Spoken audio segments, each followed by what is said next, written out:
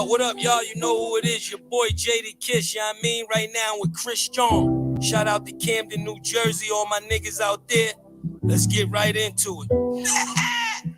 Yeah! BTBTV. Christian, man. Yo, born, let's get him, man. Yeah, right now off plan. Used to get busy with them guns in my hand. 4 or 5 or a black 9 with a grand in my pocket and beef cool as a fan. BTBTV, we are not playing. Y'all just talk, we back it up and down. Sideways, F what y'all saying. We Kyrie and Kanye. This a boss talk, so you clowns should just fly away. Yeah. Hop on the bridge, throw your frame off the highway. This not a game, this is business, this my way. Real talk, your opinion is nothing to us. We gon' stay on chill, long as y'all don't violate. But it's not fair. We could be cool or your worst nightmare. We the best, I swear. And you could be my friend or enemy, I don't care. And you better beware. Cause we coming for the whole pie and we don't share. No, it just ain't fair. But we the best, I swear. We the best, I stay up in the mix. A project politics, my mood kinda sick. Name well known from the hood to the sticks. 100 on the highway, flying so fast, burn the gears when I shift. Some people kick dirt on your name, what shoes you gave them. Broke your back for them and they got the nerve to play you. Kick raps door off, pushed and shoved my way through. Bum rush the kitchen, put my floor up on the menu. The jealousy be hitting up in jokes. That's why I stay serious like David Banner turned in the Hulk in pure form like the Pope. Haters get infrared beams with the scope, so run and get ghost. We fight good, boxed in like Floyd on the roast. I'm the great black hope. Man, we the team and they know it coast to coast and it just ain't fair. We could be cool or your worst nightmare. We the best, I swear. And you can be my friend or enemy, I don't care. And you better beware. Cause we coming for the whole pie and we don't share. No, it just ain't fair. We the best, if you with us, put your lighters in the air. No, it just ain't fair. BTBTV. Y'all salute Eastern forever. You know that, bro.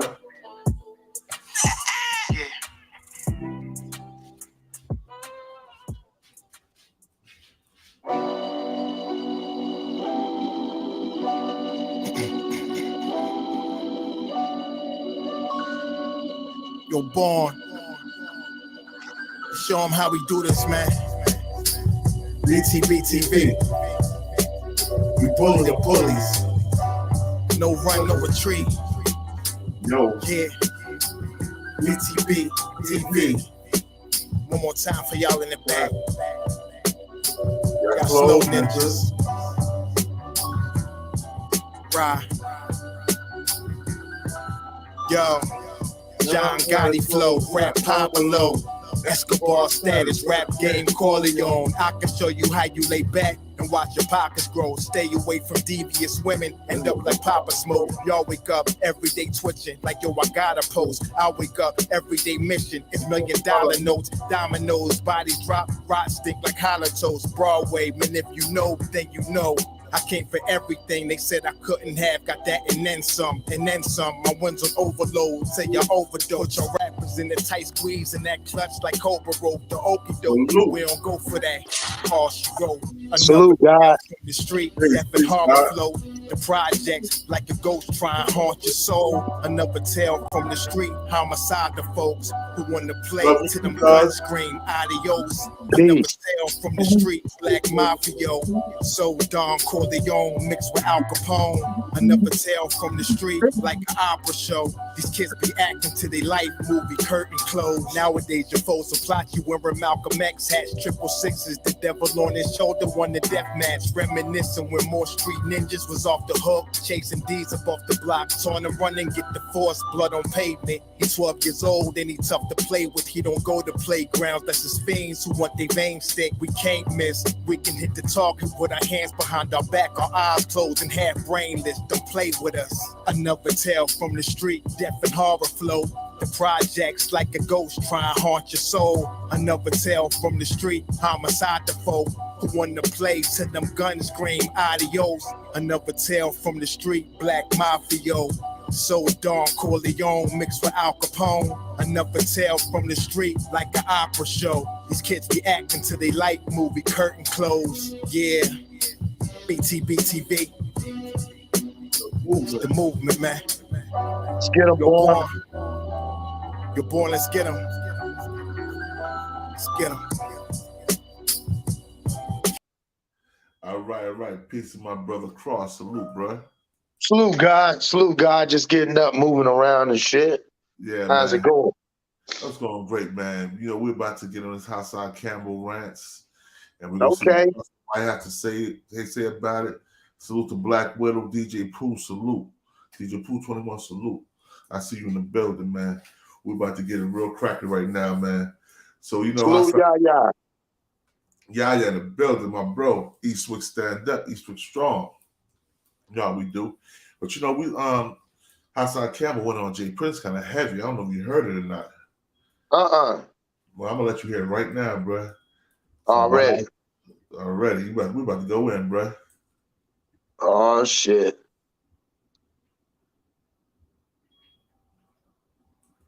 All right, this is it right here.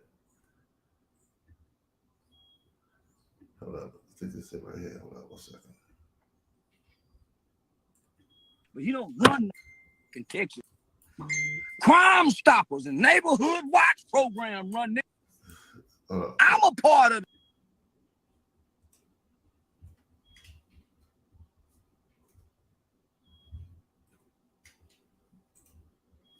And say, I don't know the situation with that paperwork. I don't know how that paperwork came about. I don't know the caliber of the nigga of that paperwork. But he came in, he checked into your house. Mob ties, right? Fuck your mob ties. Fuck your mother and everything that gave birth to you, you bitch ass nigga. I don't respect you because you had a child. Whoa, nigga. Takeoff was a baby. He died in your camp. When I go outside and I'm amongst my niggas, Jay Prince is a powerful nigga. That's Jay Prince could suck a. Listen, I want you to understand, son.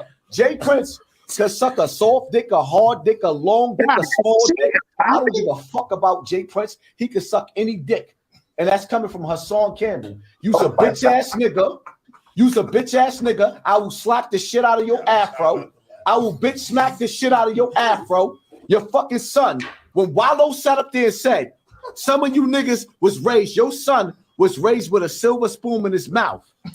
The only thing Wallow bitch ass didn't understand, when he said that, I know Jay Prince Jr., no, he is his father's child. You got respect I'm for not Wallow finished, Gilly, though. because when Jay Prince Jr. This way y'all jump in. Like, hold up, wait, they gonna get there. Because what they say, hold up, my niggas, is not accountable for what I say. Give me out of the camera. I don't know. My niggas is not accountable for what I say. So what I'm saying is powerful. So what I'm saying is, right, Jay Prince, right? You let that innocent boy, right? My brothers, right? What floor is this? Third floor? Third floor. Hassan. Hold up, Matt. Hold on. Because that's what balances me. My brothers balance me. Hold on. No. Hey, listen, I got nobody hit me like, where do we find Hassan? I'm like, I'm not lying to nobody. Hold up. Yo, that's word to my mother. Listen, Jay Prince, you call Shorty a rat, right? Because y'all blew that little nigga brains out. That was an innocent kid. So you called allegedly. We're not putting none on nobody. We're not putting none on nobody. No. The tape said what they said. Fuck that. The tape showed your bastard son when the girl was crying. The witness, listen, the courts is the courts. And they said it's 3 minutes, nigga. The girl said, Jay Prince Jr., what do you want me to do with the body? He said, leave that nigga. That's what you felt about the little nigga? Conviction, nigga. It's on the internet. So what I'm saying to you is, right? Sometimes I wish I could go back to being me. I would slap the fucking afro off of Jay Prince with that bullshit that he's talking. Like, who you talking to? Nigga, we New York niggas. Who you talking to? Take the what and leave the what? Hans, calm down, Pop. No, that nigga said up there saying. Hold on, Pop. Hold up. That nigga said up there saying. Hold up. He said up there saying. Yo, hold up. Jay Prince said up there saying, listen, I'm going to tell y'all what he did, right? If you ever. Yo, it's your boy, man. It's Super Bowl Sunday, you heard?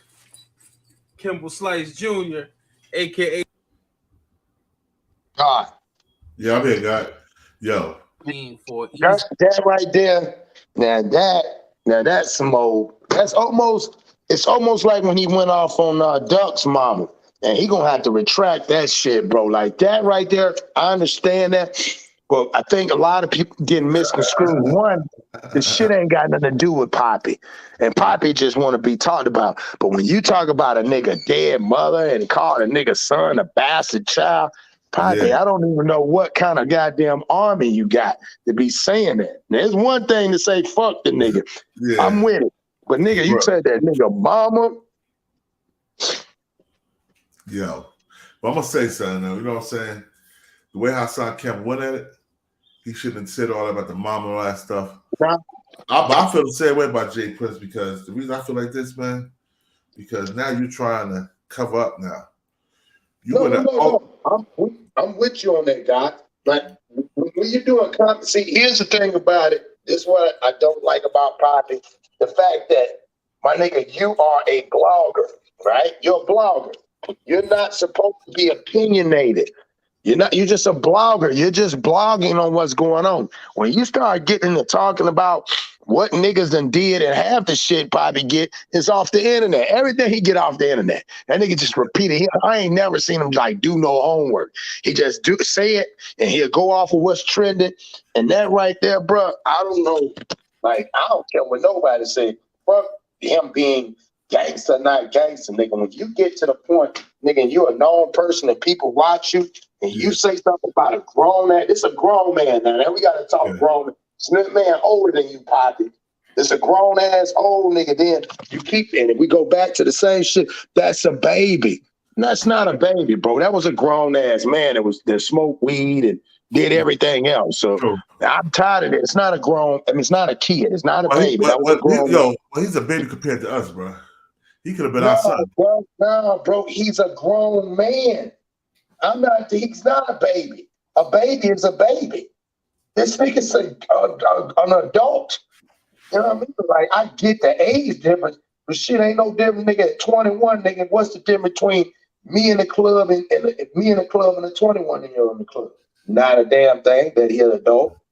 That's the only difference. Other than that, a 50-year-old nigga could be in the club with a 20-year-old nigga. But the adult thing, 21-year-old, but you got to be an adult to get in there.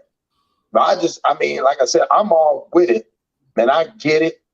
But I don't, like I said again, the situation is bad, but Poppy, you can't say that about nobody. You speaking way past the paperwork. You supposed to stay on the paperwork. The paperwork, that's all it's about. You mad about the paperwork. You shouldn't be mad about this nigga and his son and his bastard son and all that shit. I'm like, whoa. Yeah, that's just my opinion, you know? And I feel you, bro. And I'm going to tell you my opinion. My opinion on it. You hear me good, right? You hear me good, right? Yeah, I can hear you. Yo, my opinion on it, man, is Jay Prince brought all this on himself. So do you think it's right? I've heard you have your disagreements with Prince, but I've never heard you go. I just couldn't see you going that far. You know, involving people's mamas or you ain't even go that far into Jay Prince Jr. Nobody's done that. But for you, I couldn't even imagine knowing how you are and how you feel as a man and as being a black man to say this heinous stuff. That mama ain't got nothing to do with what happened at the goddamn point. Yeah, man, that's weak. But bro, we're more intelligent than Hassan Campbell. Hassan Campbell working off 8th grade education. You think what I'm saying? So he don't know how to you're right. He don't know how to articulate his words like we articulate our words, bro. Yeah, but what's dangerous is, think about it though, God. This is the same people that people follow. This nigga have 4,000 people in a chat on a live at one time. He does 10 to 15 to 20. He does 100,000 views. So at 100,000 views, and you're spewing that, and these other kids gonna be like, yeah, fuck Jay Prince. Cause then he said, cause he used one what I didn't like, he used that a lot. Shit, we from New York. What we look like being scared, now you separating shit. That again got nothing to do with New York, bro. This is what I'm trying to say. When I be listening to these bloggers, he jumped in. The first thing he said, man, what the fuck? Shut up, nigga. We from New York. We don't play that. What does that mean? You see what I'm saying? I just watch people like that. Like you say, now it makes sense. He got an 8th grade reading level. Nigga, that's dangerous to have a nigga that ain't that smart that got that many people under his control. And he got a big ass following. I hope he able to apologize for that shit. But me personally, if I wouldn't take it back. Not like, no, nigga, keep the same energy, my nigga. You just in the group too. Keep on. You calling me a rat? Said my son's mother was fuck that bitch, and like, whoa, bro. Excuse my language, but whoa. Not for what you're saying, because what he said was reckless. You know what I'm saying? Mm-hmm. You don't talk about nobody's moms. You know what I'm saying? Because Hassan Campbell, I'm gonna keep it real. When me and him was going at it, he went on my mom's call. My mom's a crackhead and all that. What? What is mine? Yeah. Oh, this is back in 2017, bro. That's why whenever I see Hassan Campbell, I'm gonna smack dog shit out of him. That's what I'm saying. So imagine that was in 2017. This motherfucker now, imagine now, he done got bigger than he is now. That's like if he just 2023, if he turn around and say that to you again, nigga, you gonna figure out how to get to him now versus when you see him. Yo, bro, I know his address anyway, so see? It's easy to get to him, man. Yeah, allegedly. We're gonna say that on allegedly. Yeah, he don't know shit, y'all. That's alleged. I know that for a fact. He don't know. yeah, he don't know. But let's see what Charleston White had to say about Jay Prince. And then we'll have what Charleston White had to say about Hassan Campbell too. This is a good one, yo. I already know.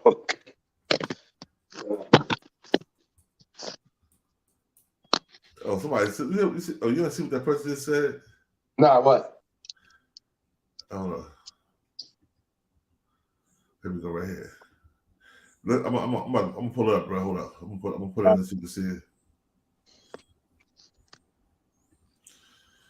Every time the police kill a nigga, here go mob time. Oh yeah. When a nigga chain get took, give a mob tie. Say, give him back his goddamn chain. Police kill a nigga, that's what mob tie do.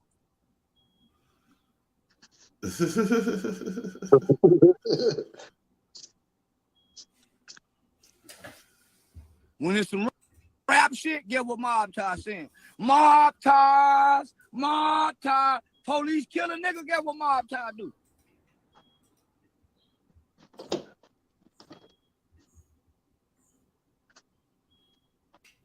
When the police kill a nigga, get what the gang banging nigga do. All you bitch ass niggas. The 5 police killed a black man, guess what y'all doing?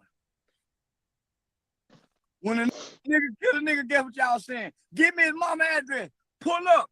Drop the location. I ain't heard y'all ask the police drop one location. I ain't Salute Stone, see you, bro. Drop the location. Mr. Smith Mob ties, GDs, BDs. None of that shit. None of that shit.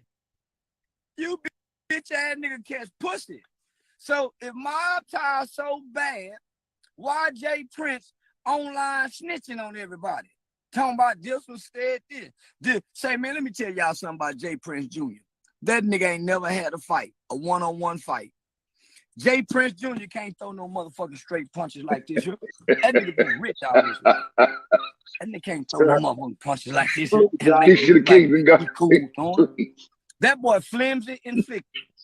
Everybody in Texas know Mob James Prince is not a mob. He's an entertainment rap mogul. He's not a mobster gangster. There's nothing gangster about Mr. James Prince. Nothing gangster about Mr. James Prince. Cause they'll do to James Prince just what they doing to Larry Hoover.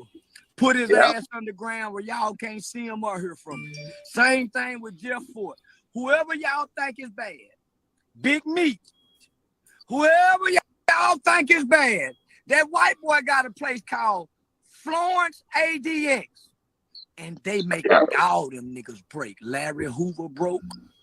Jeff Ford broke. Big Meat broke. So don't come telling me about no money. El Chapo broke. Man. Yeah, Chapo breaking. Cause that white boy put you somewhere where you can't even talk, nigga. So don't come telling me about no weak ass mob boss like Mob James, nigga. Don't come telling me about no weak ass nigga killing nigga like King Von. Tell me about a nigga named Makai Johnson, Galvin Long, King Von, Mob James, Tupac, whoever y'all love. Them niggas don't compare to Galvin Long and Makai Johnson. Them niggas is pussy. Them niggas is pussy. Them niggas will not shoot a gun at the police. Them niggas ain't like Dacian Steptoe. Nigga Meats was there. When Meats called himself going to the feds, when Meats called himself trying to go to the feds and act like he gonna put BMF in the feds, did what they did with them white folks did. Come here, Meats. You get your goddamn ass over here. Come on, sir. Come here. Come here, Meats. You think you finna BMF? Get your goddamn ass over here. Yes, sir. No more BMF. No more. I'm gonna let my son play it. I'm gonna let little Meats play BMF. Okay. 50 Cent, no! Hey, listen, I don't want to be BMF no more. Put it in the movies. Put it in the movies. The white boy know how to make their goddamn ass sit down somewhere. That white man made Big Meat sit down. Big Meat showing off his muscles now. He ain't talking no big mafia talk no more. None of these niggas talking mafia talk. Mob James, I'm sorry, Mob Ties, guess what? Mob bosses never talk, nigga. Why we got a mob boss talking? We got a mob boss talking, y'all. We all the gangster movies we done seen. We ain't never seen a goddamn mob boss talking. That's facts. What the fuck James Prince talking for? Shut up, James. Shut up, Jimmy. You said Jimmy. Shut up, talking mob talk. Let Finesse 2 times keep rapping, and you mob gangsters shut the fuck up, nigga. Yep. Thanks, bro. Thanks, bro. I appreciate you, man. Prince doing all this goddamn talking on all these goddamn platforms. I thought you was a mob boss. I thought y'all were mob ties, nigga. The Genovese family mob bosses, man, god damn. Fuck is wrong with all these niggas, man? The niggas didn't talk. The niggas didn't talk. Them old niggas, Bumpy Johnson and all, them niggas didn't talk. Luke Bumpy Johnson. Luke Bumpy Johnson fact. These niggas got some loose lips. Man, we ain't never heard no Italian mob boss sit down and get no motherfucking shit on Bumpy Johnson was a real gangster. What is wrong with James Prince, man? Man, just keep your mouth closed. Don't speak on it, man. Boy, I lost all respect for what y'all love and idolize. Man, I lost all respect for Rap-A-Lot Records. Let me just say this. I don't have no motherfucking respect for Mob Ties. Salute to the realest Frank Matthews, too. Frank Matthews, definitely real. Weak black man. No, Frank Matthews and that white boy separate them in interrogation room, nigga. They go talk. Y'all. Mob Ties is a bunch of weak black men that won't stand up to white folks, nigga. So in my mind, Mob Ties, James Prince Jr., Rap-A-Lot Records, all them niggas got pussy, nigga.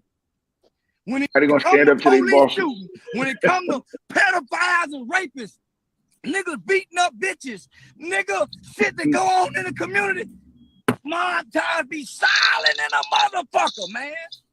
There's a woman by the name of Miss Pap. Pap means predators, parents against predators. One of the halfway houses that houses the predators, the registered sex offenders, is owned by Mr. James Prince. Yep. One of the motherfucking houses where all the Predators in Houston is registered. It is owned by Mr. James Prince. Just in case y'all didn't know. Wow. Yep. I ain't scared of no motherfucking nigga. Call they self a mob. I'm scared of the goddamn Klan, nigga. The Ku Klux Klan. I ain't scared of no motherfucking mob, nigga. I call the police on them niggas, and them niggas will scatter like roaches. Crazy, Them big ass mob time niggas. It's crazy, Them dog. big ass mob time niggas, nigga. They don't run Texas. The Texas Rangers run Texas, nigga. Yep. The United States Northern District of Federal Court runs Texas. Don't know motherfucking James Prince run shit. He run a bunch of weak ass niggas on Rap a Lot. He run a bunch of weak ass rapping niggas. Finesse 2 times now. But he don't run no motherfucking Texas, nigga.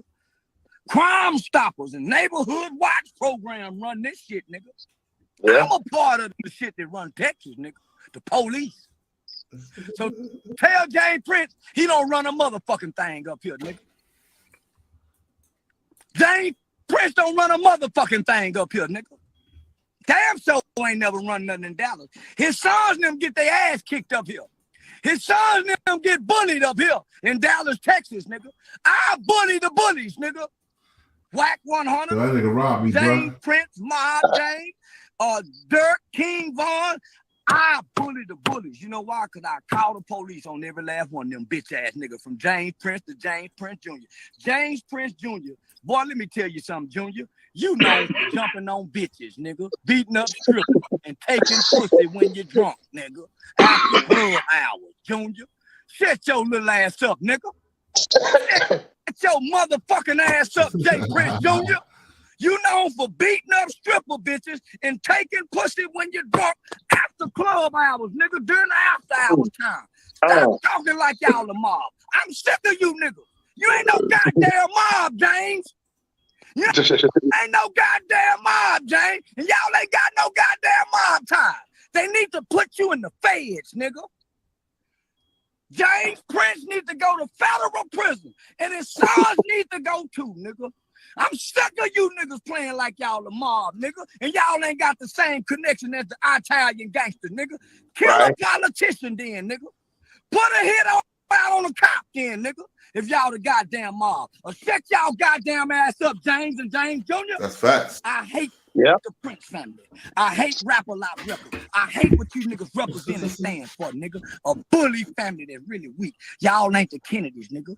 Y'all ain't the Bushes. Y'all ain't the DuPonts, nigga. Y'all ain't the... Hold on. I want to say something real quick. You know what I'm saying? And I'm going to say this in all due respect. Charleston White, stop stealing my slogan. I'm the only nigga on YouTube that started that bully the bullies, nigga. I'm gonna let you borrow right now. I'm gonna let you borrow, Charleston.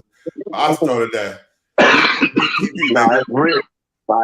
You bully the bullies, but and on a lot of them parts, he telling the truth. But when he said Tupac, y'all, when he said Tupac, he said that Tupac shot at somebody. People say he didn't, but during the time doing Freaknik, he ended up shooting at what was supposed to have been some undercovers that was fucking with him doing Freaknik time. No, they was messing with another black person. They was harassing the black guy. And Tupac popped off. Yeah, I was down there doing Freak. That was 96, 97. I think it was 96, 97. That's not our kids not focused on the enemy now. We see each other as the only enemy. When we were coming up, you know, the cops was very panicked. They were hesitant how they dealt with us because we was in shootouts with them all the time. See, that was common when I was coming. We didn't give a fuck. We didn't give a fuck who you was. Beat them up. We did all that. Yeah. So all of that stuff that's going on now today is reminiscent of an absent culture that men carried from the 80s and the 90s. But I'm gonna tell you, it wasn't passed over to the new generation. But you remember back in the 60s and the 50s and stuff, they were doing the same thing they doing to black people that they're doing now. In our generation, they wasn't doing that shit because we stood up for ourselves. We had. So that's why. Yeah. We stood up for ourselves because of the fight that our parents were doing in the late 60s and the early 70s. That was in us. We were born in those environments. I think the thing about it, they have the fight because what's scary about them, they don't. it's not the motivation of the fight for the protect. I think they have the motivation because they don't know what they don't. I think this is their age, dog. They don't understand what physical pain could be or fear or whatever. It's almost like they just go straight full speed. They zombie. They don't have knowledge of self, and that's what we're watching. We're watching a whole generation, just like you said. See, look. I said this yesterday. Even Charleston White got to pick a side. Yeah. See, if you're a civilian, you got to watch your mouth. See, if you're a gangster, you got to watch your mouth. If you're a thug, you get to say what you want, but the consequences are severe. Like my man yesterday, you feel me? He told Glaze, hey, you could push you type of nigga that will knock my head off. But then if I shoot you and you survive, you'll call the cops. Yeah. Well, that's kind of how it go outside of the code of gangsterism, because as gangsters we handle our handle. However, in the world with civilians that have no association with gangsters, meaning that you don't see civilians talking slick to John Gotti ever. You feel me? Castellanos and them ever, regardless of what they got going on with them. You don't never see nobody that's a civilian talking slick. Neither do you see past gangsters talking slick to them, even regardless of how they are, because there's a level, there's a level of accountability, and that's where Jay Prince and them was exposed. See, it was time for them to be accountable for all of this shit that you done bragged about and all of this shit you done influenced and forced on people. Now it's time for you to be accountable because the shit was live on video. This ain't 89, nigga. This is 2023. Bro, when we did shit back then, there was no evidence unless people were there. Literally. And their word could be distorted in court. That's how I got away. Yeah. Well, yo, first degree attempted murder. We're gonna get back on the topic real quick. We're gonna get back to building on it. But I want to finish. Everybody finish here with I didn't hear what Hassan said. I'm gonna go back. I got it for you. Y'all bully your own people, nigga. So fuck mob ties, and I mean that from the bottom of my heart. Now, since somebody try to kill me, I'm gonna put all you niggas' ass in jail. I'll put a case on all you niggas, Prince. I ain't bullshitting. I know him. He mean every word he says. Street, nigga. I don't blame him. Street rules, street ties, street organization, street principles. I don't give a fuck about nothing, street nigga. I'm law abiding. I love law. I'm a police calling ass nigga, man. And I love to be the nigga to put rapper like records, James Prince in jail, nigga. Threaten me like you talk to Quavo and take out nigga. I ain't never need your protection, nigga. And I'll be in Houston on the 17th, nigga. I ain't never needed none of you nigga protection. Yeah, you don't be there. Law is for. 911, I'm scared. I need help, Mr. Police. Fuck you, rap mode. You a rap mode, nigga. You ain't a boss. You the CEO of Rap a Lot. Stop living in this fairy tale world, James Prince, like y'all the mob. You ain't no goddamn mob, nigga. You a rap label. That's it. Hey, I want to be honest though. Playing Jay like Prince, a goddamn record label. That nigga Police too. That's what we missing out on, bro. Yeah, we keep missing out on that. See, y'all forgetting the phone call. Yeah, fact. No, but see how his angle is, and I know him well enough. His angle is he wants him to come out and gonna say something. And when he ain't gonna say nothing to him. Because if he come out and say something, see the difference between him and everybody else, they keep it generalized. See, he gonna start saying stuff that most people not gonna know. Just like when he said about the predators and stuff and the pedophiles. I know that a lot of people, because you got to do the research on him. You can't just do the research. And he is invested in that. And you ask yourself, why is, and people don't realize, and I did that, the hot spots in Texas of child trafficking with predators. See, people don't understand that, but then he has housing for the predators. Facts. Think about that. Think about what I'm saying is this. I agree with what Charleston White said. Right. However, like I said, in the world of reality, let's be realistically in how we speak about the subject. One, Jay Prince has only survived this long because he's been the mule for the feds, bro. Facts. So him functioning the way he functioned, him having the payoffs to the police chief, and now his wife that's becoming a politician, only shows that he's been in bed with the politicians the whole time. Yeah. So when Charleston White say he's gonna call the cops, he got to remember who he calling. Yeah, but then you got to remember. But you also got to remember, like he explained, them white folk don't play that, and he know them white folks. He gonna call the white people that don't like him. See, he ain't gonna call none of. He gonna call the people that been wanting to get. See, this is what Jay Prince. This is what I don't understand. It's almost like all these rappers and all these people are knowing it's like everybody like they get in the call. You know, it's your time coming, right? You know, it's your. It's like to him, it seemed like he know his time coming. Like think about it. This is a damn near 60-some-year-old man that was on a damn interview showing his chains. Like, think about this man has land and everything else, and he's trying to figure out a way to resort back to the youth, and he's doing all this dumb, reckless shit to say I'm gangster, nigga.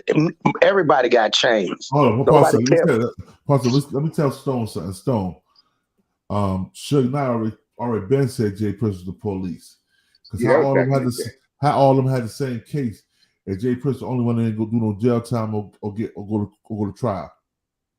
Yeah, and then Mr. Smith, did you watch it? Because I know you were sick. Did you see the fact that we did and Bourne did that? He did the interview. If you go back and check the Wallow and Gilly interview, your boy Jay Prince pulled out paperwork. Ain't nobody even known about this paperwork, bro. It's still an open case.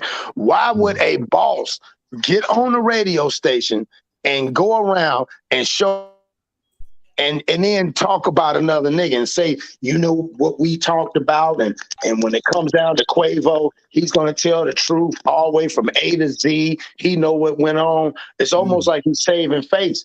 There ain't no mob, that ain't no boss to me. A boss supposed to take what come with it. Hey, Cross, let me show you. Hey, Cross, let me show you something. Let me tell you something real quick. Quavo's sister unfollowed him on Instagram. Yeah.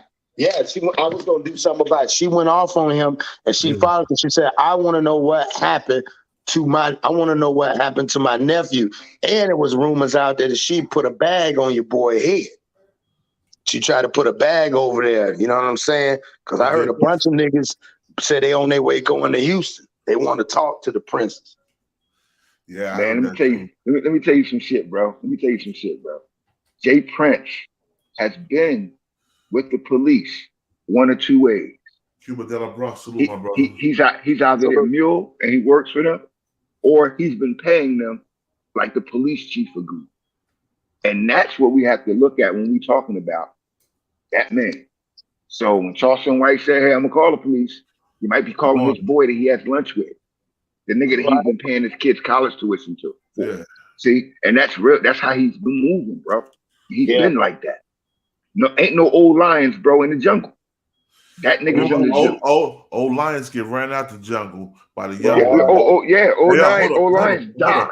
And what Offset did and what Offset said, it showed me that he that young lion. He ain't show no fear of Jay Prince or the Prince. But that's what I was about to say. Y'all just said it. Y'all hit it on the nail, and that's a good way of saying it. Old lions don't stay in the jungle, so that's what he's doing. He's trying to stay there. He's showing off. He's trying to stay there, but he know it's time to leave the jungle. You done, now bro. He in the zoo, Cross. He just roaring. It's like Madagascar. He roaring like he in the jungle, but he's really in the zoo. Somebody's taking care of him.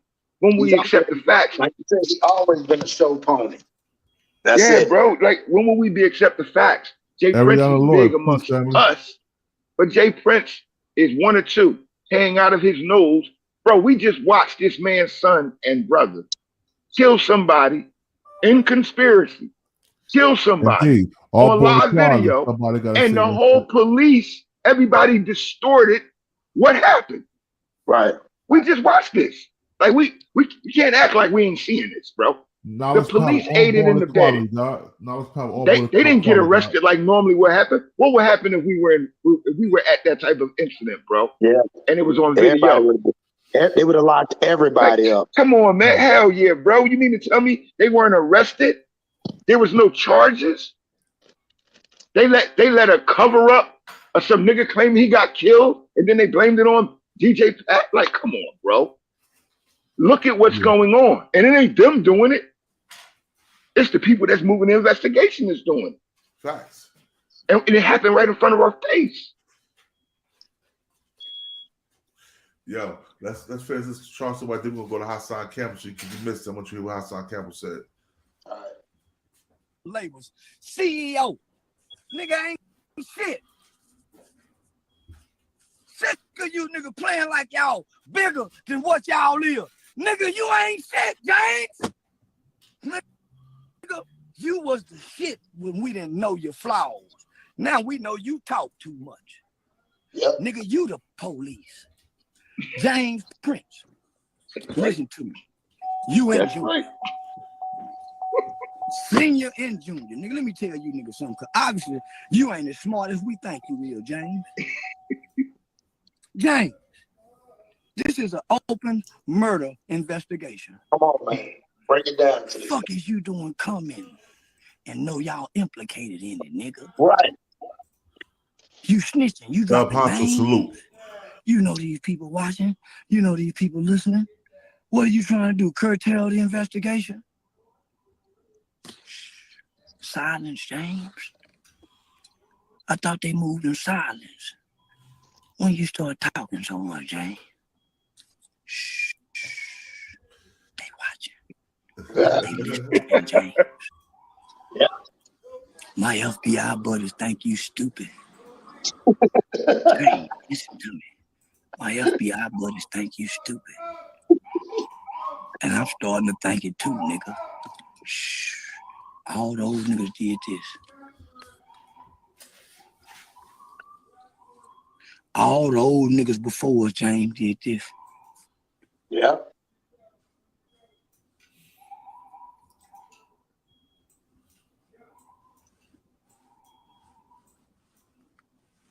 All those niggas. Now look at you, James. Yeah, my FBI buddies. I got a bunch of them. You and your boys and your mob ties look weak, James.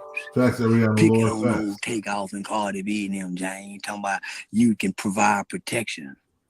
Provide protection when the niggas kill somebody and they run off into the communities and they go protection, James. Give up protection from the police, James, with your mob, James. Your son Junior is a coward, James, and you know it, boy.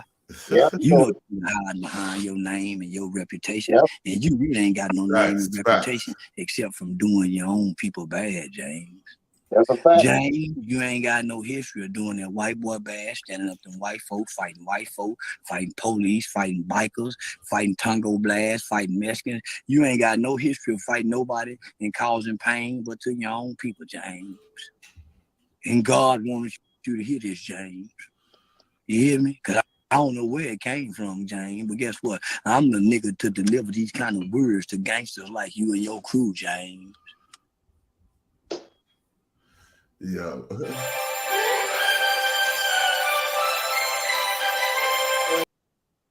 Yo. Let's see what Hassan had to say because you missed it. Before you play that, that's a real spit. Hold on, before you play that job. Now, you gonna hear this right here when you hear this. Now, Hassan, I want to hear what you gonna say. I ain't gonna say shit. Listen to what Hassan said, bro. And I don't know. I just think you see him crazy. Oh, yeah, let me go to it. All right. He gonna have to retract some shit with you. Why the nigga talk records? Back again to share our commentary and like we knew, and they not know the rules. And Jay Prince, let me talk to you, my nigga. Listen. I don't respect you. I stopped respecting you a long time ago. But when you took that young boy up under your camp and decided to sit up there and say, I don't know the situation. Let me also address this in the chat. Somebody said, folks keep trying to push this narrative like Jay Prince doesn't have power over the streets. Any man in this world that fear another man is not a man. Number one. If you can bleed, that means that you're not God. That means you're susceptible to death, right? So no man's supposed to fear another man. Number one. Nobody owned the streets. This is a problem with ninjas, right? Nobody owned the streets. Right is right, wrong is wrong. Come on, My man. point in this particular, when she door, we don't. Now, what does his mom? He was supposed to laughing in the background, like, you know what I'm saying? Because he's looking at the situation like, yo, man, that's crazy. He can't even believe it was said like that. But he gonna. Yeah. Yeah. That's friend's daughters. Let me find one for you. It was the one right there. That one right there. I know. With the red jacket on. That's Akademiks. I ain't messing with Akademiks right now. Oh, okay. Let me see.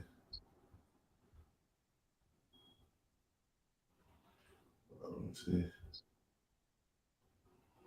There's another one. Oh, that's Akademiks. Let me see. Oh.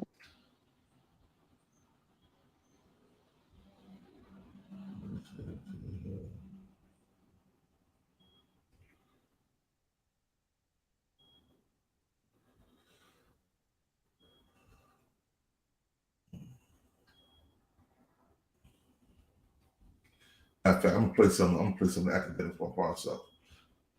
You know what I'm saying? Let me see. Let me find it. Well, real talk, we live in a world of distortion, man. Where we don't know what's reality, right, from something that you can't call it fake because it's tangible. So it's just deceptive. You feel me? We go ahead. It's fair use. It's fair use. And decided to sit up there and say, chat, let me talk to you, my nigga. Fair use, fair use. I don't respect you. I stopped respecting you a long time ago. But when you took that young boy up under your camp and decided to sit up there and say, I don't know the situation with that paperwork. I don't know how that paperwork came about. I don't know the caliber of the nigga of that paperwork. But he came in, he checked into your house. Mob ties, right? Fuck your mob ties. Fuck your mother and everything that gave birth to you, you bitch ass nigga. I don't respect you because you had a child that wasn't a street nigga. Takeoff was a baby. He died in your camp. When I go outside and I'm amongst my niggas, Jay Prince is a powerful nigga. Jay Prince could suck a. Listen, I want you to understand, son. Jay Prince could suck a soft dick, a hard dick, a long dick, a small dick. I don't give a fuck about Jay Prince. He could suck any dick. And that's coming from Hassan Campbell. You's a bitch ass nigga. You's a bitch ass nigga. I will slap the shit out of your afro. I will bitch smack the shit out of your afro. Your fucking son. When Wallow sat up there and said, some of you niggas was raised, your son was raised with a silver spoon in his mouth. The only thing Wallow bitch ass didn't understand, when he said that, I know Jay Prince Jr. No, he is his father's child.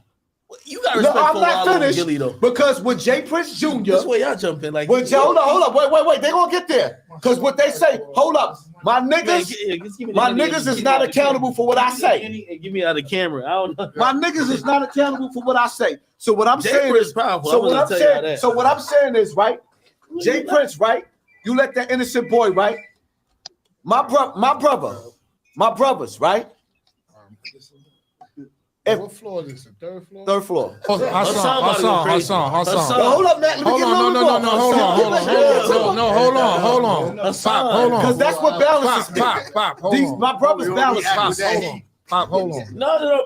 Hey, listen, I don't want nobody hit me like, where do we find Hassan? I'm like, I'm not lying to nobody. No. Hold up. Yo, that's word to my mother. Listen, Jay Prince, you call Shorty a rat, right? Because y'all blew that little nigga brains out. That was an innocent kid. An innocent kid. So you call him allegedly. We're not putting none on nobody. We're not putting none on nobody. No. The tape said what they said. Fuck that. The tape showed your bastard son when the girl was crying. The witness, listen, the courts is the courts. And they said it's 3 minutes, nigga. The girl said, Jay Prince Jr., what do you want me to do with the body? He said, leave that nigga. That's what you felt about the little nigga?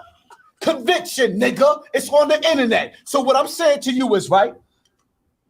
Sometimes I wish I could go back to being me. I would slap the fucking afro off of Jay Prince with that bullshit that he's talking. Like, who you talking to? Nigga, we New York niggas. Who you talking to? Take the what and leave the what? Highs, calm down, Pop. No, that nigga said up there said. Hold on, Pop. Hold up. That nigga said up there said. Hold up. He said up there said. Yo, hold up. Jay Prince said up there said, listen, I'm gonna tell y'all what he did, right? If you ever hold up, brothers, right? You ever caught your wife cheating? Then told the bitch, it's your fault I cheated on you. Nah. I cheated on you because you ain't washed the dishes. Oh, she caught you cheating. No. Jay Prince, what he did was equivalent to. He telling everybody on the internet, all the real niggas, whoever that nigga was that made the statement is a rat. We don't even know if he's a civilian. All right, Pop. Hold up 1 second. I'm about to be finished. We don't even know if he's a civilian. We don't know what happened. But what we do know is the street niggas know is you took a nigga into your house that you said was your son's best friend. And then his nephew died there. And instead of you sitting up there saying, yo, whatever I could do to take care of the family and end this tragic, you sit up there deflecting, calling a nigga a rat. When the reality of it is, yes, certain niggas are rats. But we ain't gonna take away the fact that you set a nigga up, lined the nigga up, left the nigga in your fucking house. He died in your kitchen, and you sat up there and still ate spaghetti like it was nothing. Nigga, you super foul. All right, Joe. John, you heard that, right? Yeah. Yeah. What you think about Hassan 6? He also said that he had smacked Jay Prince's mother. Yeah, he's speaking reckless, and you know he ain't, he's not too educated. Like you could tell by his choice of words, like his placement of words. And he talking that rah-rah shit most people talking. Jay Prince is who he is, but he's also a man. You feel me? So you don't fear a man, you respect a man. You feel me, bro? And I say that all the time because I come from the real world when it come from the street. I come from pain. I come from loss, bro. And regardless to whom or what in the art of war, regardless of your adversary, you have to respect your adversary, study, because you can't overcome him. At least you fail in that measure. So a lot of people is gaining, fodder and banter and rhetoric off of the situation at hand. However, it's very big difference when you run up on them niggas. Yeah. Like Wack 100 said, when he run up on Jay Prince, you're gonna see if you willing to go to jail. You feel me? That's some shit we'll say if we out here willing to go to jail. But nigga, when you work millions, why in the fuck is you going to jail? Yeah. Like we gotta think. When a nigga say, I'm gonna run up on him and blah, blah, blah, blah, blah, woo. All right, that's what you say, bro, but you really ain't got no personal vendetta against him because he never really did anything personal to you. Right. So a man is measured by the weight of his words, bro. And a lot of us get on these damn TV now, you feel me, which is the internet, it's personal television, and we start displaying these characteristics and spewing these reckless verbiage of disrespect. Like, you don't speak about nobody's mother, bro. Just like when Willie D was talking that bullshit about Kanye mom, bro. Like, you don't do that, bro. Now, if that man in the street and you in the street, and that man make a violation, in my world where I come from, other family members pay for that shit too. That's when they get involved. See? But that's the real world of gangsterism. And there ain't no measure for disrespecting that, because now you make something that once was become something else. And so these men have to be held accountants for their words. Ain't no fear for James, Prince, but ain't no disrespect either. You feel me? Because we all become adversaries in that case. Well, that's the thing about that with Hassan. Like, bro, you a blogger, bro. You Yeah, man. No attack. I mean, you talking about this nigga mama, then you said bastard son. Bro, you're not talking about no little ass kids. You talking about a grown ass nigga, man, with a lot of money. And everybody just ain't gonna let you you took that somewhere else. It's one thing to talk about the man and say, like, you know, hey man, you niggas ain't no mob. Like your boy CW said, y'all ain't the mob, because the mob would do this. You done went into some shit, you bitch ass. I'll smack the shit out of you, smack your afro. Then come on, bro. Now remember what I said earlier though. We have gangsters, we have civilians, and we got thugs. Civilians are a part of a government organized protected faction. Yeah. Gangsters are members of an organized crime faction. Thugs are petty, undisciplined criminals. Indeed. This is by definition. So when we see a thug talking reckless to a gangster, that thug will have to pay for those words one day. And that's what I was saying to my man yesterday, speaking to Glades. Regardless of what they did to somebody else, that don't give you the right to talk to them as if they did it to you. Yo, like I said, I told you yesterday, I'll tell you again today. I tell Glades his face. Me and Glades, we already got a personal issue, you know what I'm saying? Because he was going That's different, boy. So, you know what I'm saying? That's different. Yeah, that's different. So, you know what I mean? That's my point. That's my point. If you don't have anything, bro, if the man never did nothing to you, we get into these conversations, we get so emotionally invested, we start talking hyperbole, bro. We start talking advertisement for ourselves, marketing ourselves through our goddamn words towards another man that can't defend himself against your words. Hey, John, it's TV. Hey, John, let me tell you what it was though. You know, I interviewed my big brother Benny, you know what I'm saying, last year. So old boy Rat, what's his name again? Brian Rat Gibbs. Yeah. He got Benny number, called Benny, was like, yo, why you let that clown nigga interview you? And Benny was like, yo, that's my little brother. He ain't no clown either, bro. Right. You know what I'm saying? Benny like, yo, you know what I'm saying? So the nigga was mad. He got mad about that. But how you be mad when you ratted on Benny too, nigga? You have the name of the paperwork, nigga. Right. He was snitching on Preem Team. He snitched on Benny. I read the paperwork yesterday. You heard it, right, Cross? Yeah, remember I got off a little bit before. But yeah, they didn't mention that. But now my thing is this, right? You know those niggas don't let, like when you a rap, bro, you're not allowed to come around in the circles of real men. Like the real niggas, you're not allowed to come around in circles. You already know that when you violated that. So that's why I said, why was he on the internet talking crazy when you know you're not allowed to be heard? But in this world now, niggas can be heard. Yo, but check this out. I want you to hear what Charleston White said about Hassan Campbell. He goes on. So we about to laugh. Yeah, I already know. Facts, JK. Let's keep it going. When he disrespected FBG Duck's mom, got into. Hold on. What's this? We go back up. The one that's staying right next to him, even like a Bullis Gotti. I don't know if Bullis Gotti getting followers from dealing with Hassan Campbell, or maybe he's buying the followers. I don't know. It seems like he's buying. But let me get off that, man. Let me just let Charleston White continue to speak. You did.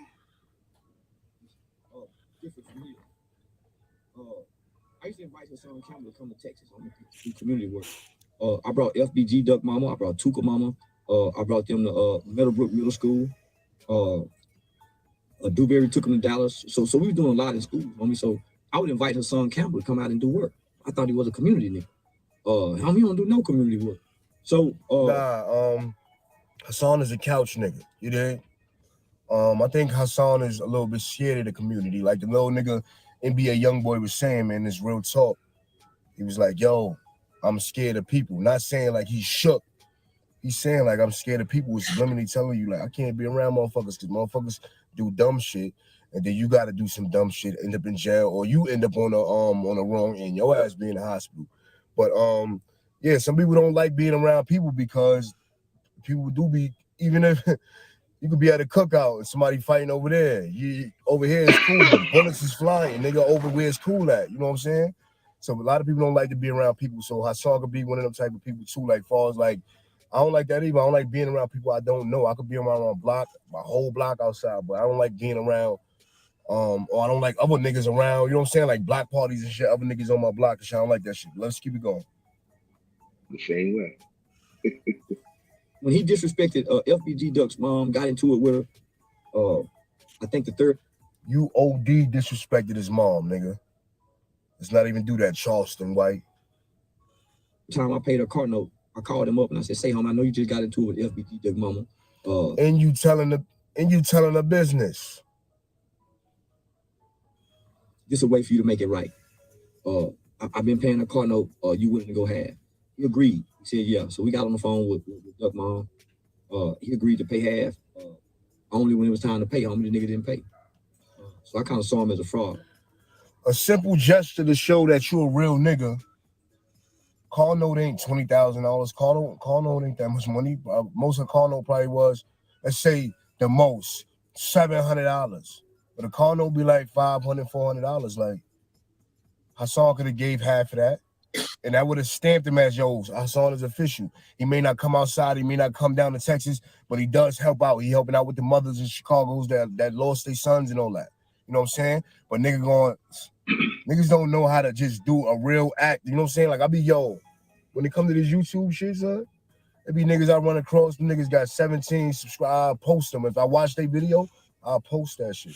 You feel me? That's the type of nigga I am. And them niggas are right back. Yo, thanks a lot. Make me feel like I'm a big YouTuber. You dig?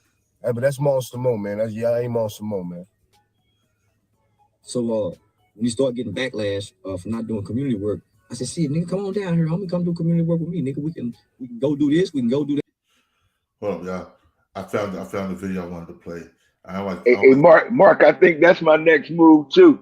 I'm trying to go down there with crossing them that word up. Because I feel that. Y'all was just saying that. I was just saying that when my man said that. I be feeling like that. But the hood shows so much love. Charleston White sat down with DJ Akademiks on his Off the Record podcast. They talked about the problem he has with Hassan Campbell, and Charleston White straight up disrespected Hassan the worst way. Hassan Campbell is a fraud, homie. Really? For him to be so opinionated, for him to be so y'all were cool at one point. Yeah, I thought we was cool until my opinions differed from his. I used to invite Hassan Campbell to come to Texas, homie, do community work. I brought FBG Duck Mama, I brought Tuka Mama, I brought them to Meadowbrook Middle School. Dewberry took them to Dallas. So we were doing a lot in school, homie. So I would invite Hassan Campbell to come out and do work. I thought he was a community. Homie, he don't do no community work. One day I look up online, man, I see them talking like, just talking down. And I'm saying, homie, all you is talking, but none of y'all don't do real community work. For you to be so opinionated about what I say, nobody's complaining about what I do. Charleston talked about Hassan's SA history with African Bambaataa.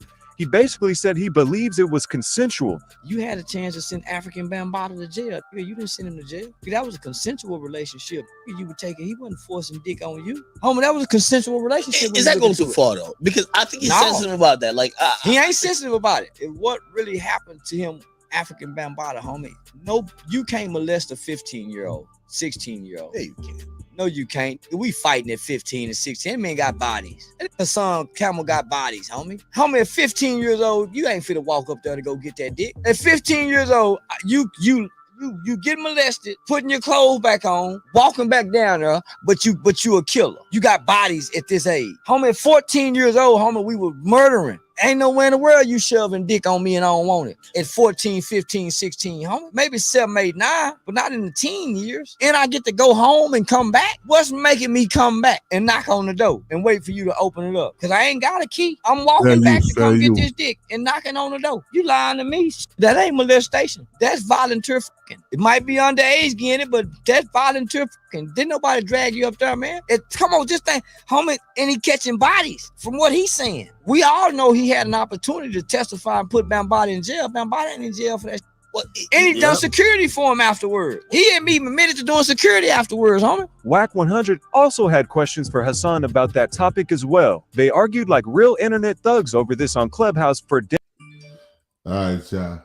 What y'all think about what Charles White said about Hassan Campbell? Yo, first of all, we got 176 people in the building. Can I get 100 likes and 100 subs? Come on, hit that like button, man. Subscribe, yo, for real. I see y'all looking. Bro, he told the truth based on his experience. So when you have an experience with a man and that man fell on his word, right. Now you get the authority, you get the right to speak about him. You feel me? And the penalty is him allowing you to speak yourself. So he told the truth, nigga. Because the next man backed it, and Hassan didn't deny it. And all you had to do is explain yourself, man. So I want y'all to check this out. Jay Prince responds to Charleston White and Hassan Campbell. What? Yeah. Man, this nigga's still on the internet, bro. Oh man, this nigga gotta be police, bro. Come on, man. Here we go, yeah. Here we go. Gotta be smarter than that. You know what There's something going on. Gets on the internet and speaks out against Jay Prince and the mob ties movement. And he says that pretty much Jay Prince only makes black people check his opinion. Jay Prince responded to this, you know, because this is a big claim, the whole checking in thing, check in to Houston with mob ties. If you're an entertainer, you better check in with Jay Prince. It's a big thing. And Jay Prince responded to the allegations that he makes people check in. First, I'm going to play what Charleston White had to say. Then I'm going to play what Jay Prince had to say. Here's Charleston White. Go to Houston, there's certain protocols that, you know, quote unquote celebrities checking in and things like that. I feel like a lot of people, you know, when you go to that Houston, white boy check in. You make the the white boy motorcycle game. Make Taylor Swift check in. Make Khloe Kardashian check in. What's the white boy name on The Voice? Make every motherfucking body check in. What's the white boy name down here? Post Malone. Make him check in. Yeah. Why the niggas got to check in? I just left Houston last week. I ain't check in. Yeah. I went through Houston, went to Beaumont. Nah, I ain't check in. So why the niggas got to check in, Mr. Prince? Mob ties? I agree. So that's what Charleston White had to say on the subject. Here's what Jay Prince had to say in response to people asking him, why do people have to check in with him when they come to Houston? This is Jay Prince's response to that. Check it out. Is there supposed to be a certain protocol for people to check in? No, you know, and I begin with me, and then he can speak, and they can speak for the other generation. But I'm a never, you know what I mean? We don't have time for no sucker shit like that. You know, now a lot of people from the different police departments and all these different people want to insinuate like we extorting people. They have to check in. Man, that ain't no money in that shit. I wouldn't have. I got more money than I could spend, right? So I don't want to say go give you what that shit ain't gonna work. It ain't gonna turn out right because real niggas ain't gonna have that no way. You know, check in for what? All right, man. So there you have it. That's what Jay Prince had to say on the subject. I don't know personally if he makes people check in or. Yeah, I'm gonna tell you, son. I heard Jay Prince before in the interview said he started to check in. I heard him say it. It's on the internet. He said it already. You dig what I'm saying? Yeah. Matter of fact, let me bring it up so people won't think I'm bullshitting online or anything like that. Yo, you know what, Steve? That's probably the name that they put on it, unless they are actually enforcing it. But you know, that's just like a promoter bringing you to a city. When you're in the game, you know, you with the promoter and their people, but their people may be street people. You feel me? And those street people is preventing for any other set of street people from fucking with you while you're in the city. That's a form of security, a courtesy of security. But here we go right that here. That old, you gotta call me when you come here if something gonna happen. That's some other shit. Yo, here we go right here, y'all. I'm about to pull it up right now. Here we go. You know what I'm saying? I deal with facts. You know what I'm saying? Here we go right here, y'all.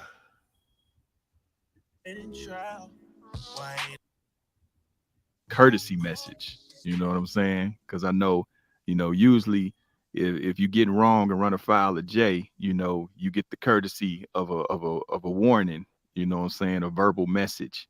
Is that something that you just, you know, I mean, because the OG told me one time, you always give a nigga a way out. You know what I'm saying? Yeah. You know, you don't, you know, you gotta outthink individuals. You know what I'm saying? So you always give them a way out. Is that kind of your approach to it? Like, okay, before I have to fuck over you. I don't call it a way out, but it may mean the same thing under certain circumstances. But I just feel like everybody is due a chance. You know what I mean? I really feel that way because I feel like if some people know better, they'll do better. And a lot of people do dumb shit because they don't know no other way. Right. You know what I mean? They don't know better. So I feel like, you know, they do that chance. You know, I even appreciate having that chance for myself, beginning with me. You know what I mean? Because, you know, a lot of shit I wouldn't have done if I would have known better. So, you know, with that combination of wanting that for myself, wanting that for my loved ones, then it's only right to like extend that invitation to any man. You know what I mean? You may not know, brother, you were standing on my feet or you was in violation or this is the reward for this situation. You may not know, but here's what it is. Now, if you choose to violate this, do this after you know better, then we both understand. Right. No, real talk. Real talk. So I guess with the whole thing of checking in, you know what I mean? People act like that's a thing, you know what I mean, of disrespect. I don't know, I guess maybe to squares or maybe to people that don't know no better, because you know, when I hit cities, I always hit the homies. These youngsters, you know, they don't put no value on themselves. You know, they'll spend money on all this other frivolous shit, but they don't know how to move right. You know, what's your, and I know you're for the courtesy call, but I mean, for the youngsters, I mean, you know, help them understand that that's just, you know, that's survival. That's moving smart. That's being intelligent to, you know, not just be out there. Yeah. And maybe we need to change the word for the youngsters. The checking in part, you know, is they seem to get hung up on it. Checking in. Yeah. So if we can diversify that word and bring it up to a 2021 thing. Right. What's the word, OG? What's the word? Maybe we may want to tell them they need to get connected. You know what I mean? Yeah. Maybe that's the proper word, connected, properly connected. Or whatnot. Yeah, they get tripped up on the semantics. They get stuck. I mean, right there you stuck. So then you stuck on stupid, right? You stuck on stupid, and you're not using your powers or access to powers that you have. You're looking at it as a negative versus a positive. You know, we all know if you can tap into good people wherever you go. Wherever. Yeah. But I mean, it's a blessing, Rip. Real talk. All right. Now I'm gonna tell you what I think about that checking in shit. I think that's extortion. I think you're trying to run niggas' pockets. I think you're trying to get in niggas' Peace, pockets. FDA. FDA salute. Trap House Media. Media salute. Peace to the God. Yeah, so you know what I'm saying? I think that is another form of extorting a person. Right. I remember one time Trick had said something. He was like, when you come to Detroit, you gotta check in. If you're doing a show in my city, you gotta put artists in my city on the show to open up for you. Right. Why the fuck I gotta do that? Especially if niggas might be whack. Well, I ain't putting niggas on my show. Get out of here. You know what I'm saying? That's how they was back then. I remember that shit. And they still doing that no-fly zone. And they still try to do it. But what I'm gonna tell you is, a real G, a real stand-up individual, man, is not checking in with nobody. Because when I'm coming with my goons and my security regardless. Yeah. So I'm gonna have security. I'm gonna have the proper security. If I'm that big and doing it like that. And if you come right up on me, shoot first, ask questions later. Real spill. Yeah, This is what it is. yeah, it's crazy that people say that, but if I'm not doing business with you and I don't know you, ain't no need for me to be communicating with you when I'm coming to do business. And it's simple as that. So I'm not running the street. I'm not doing none of that shit when I'm coming through. I'm coming through to do business. And if I'm not doing business with you, ain't no need for us to communicate. You're right. And yo, Cross, what you got to say about that, Cross? What you think about that checking in shit when niggas talking about you got to check in when you come here or do this or do that?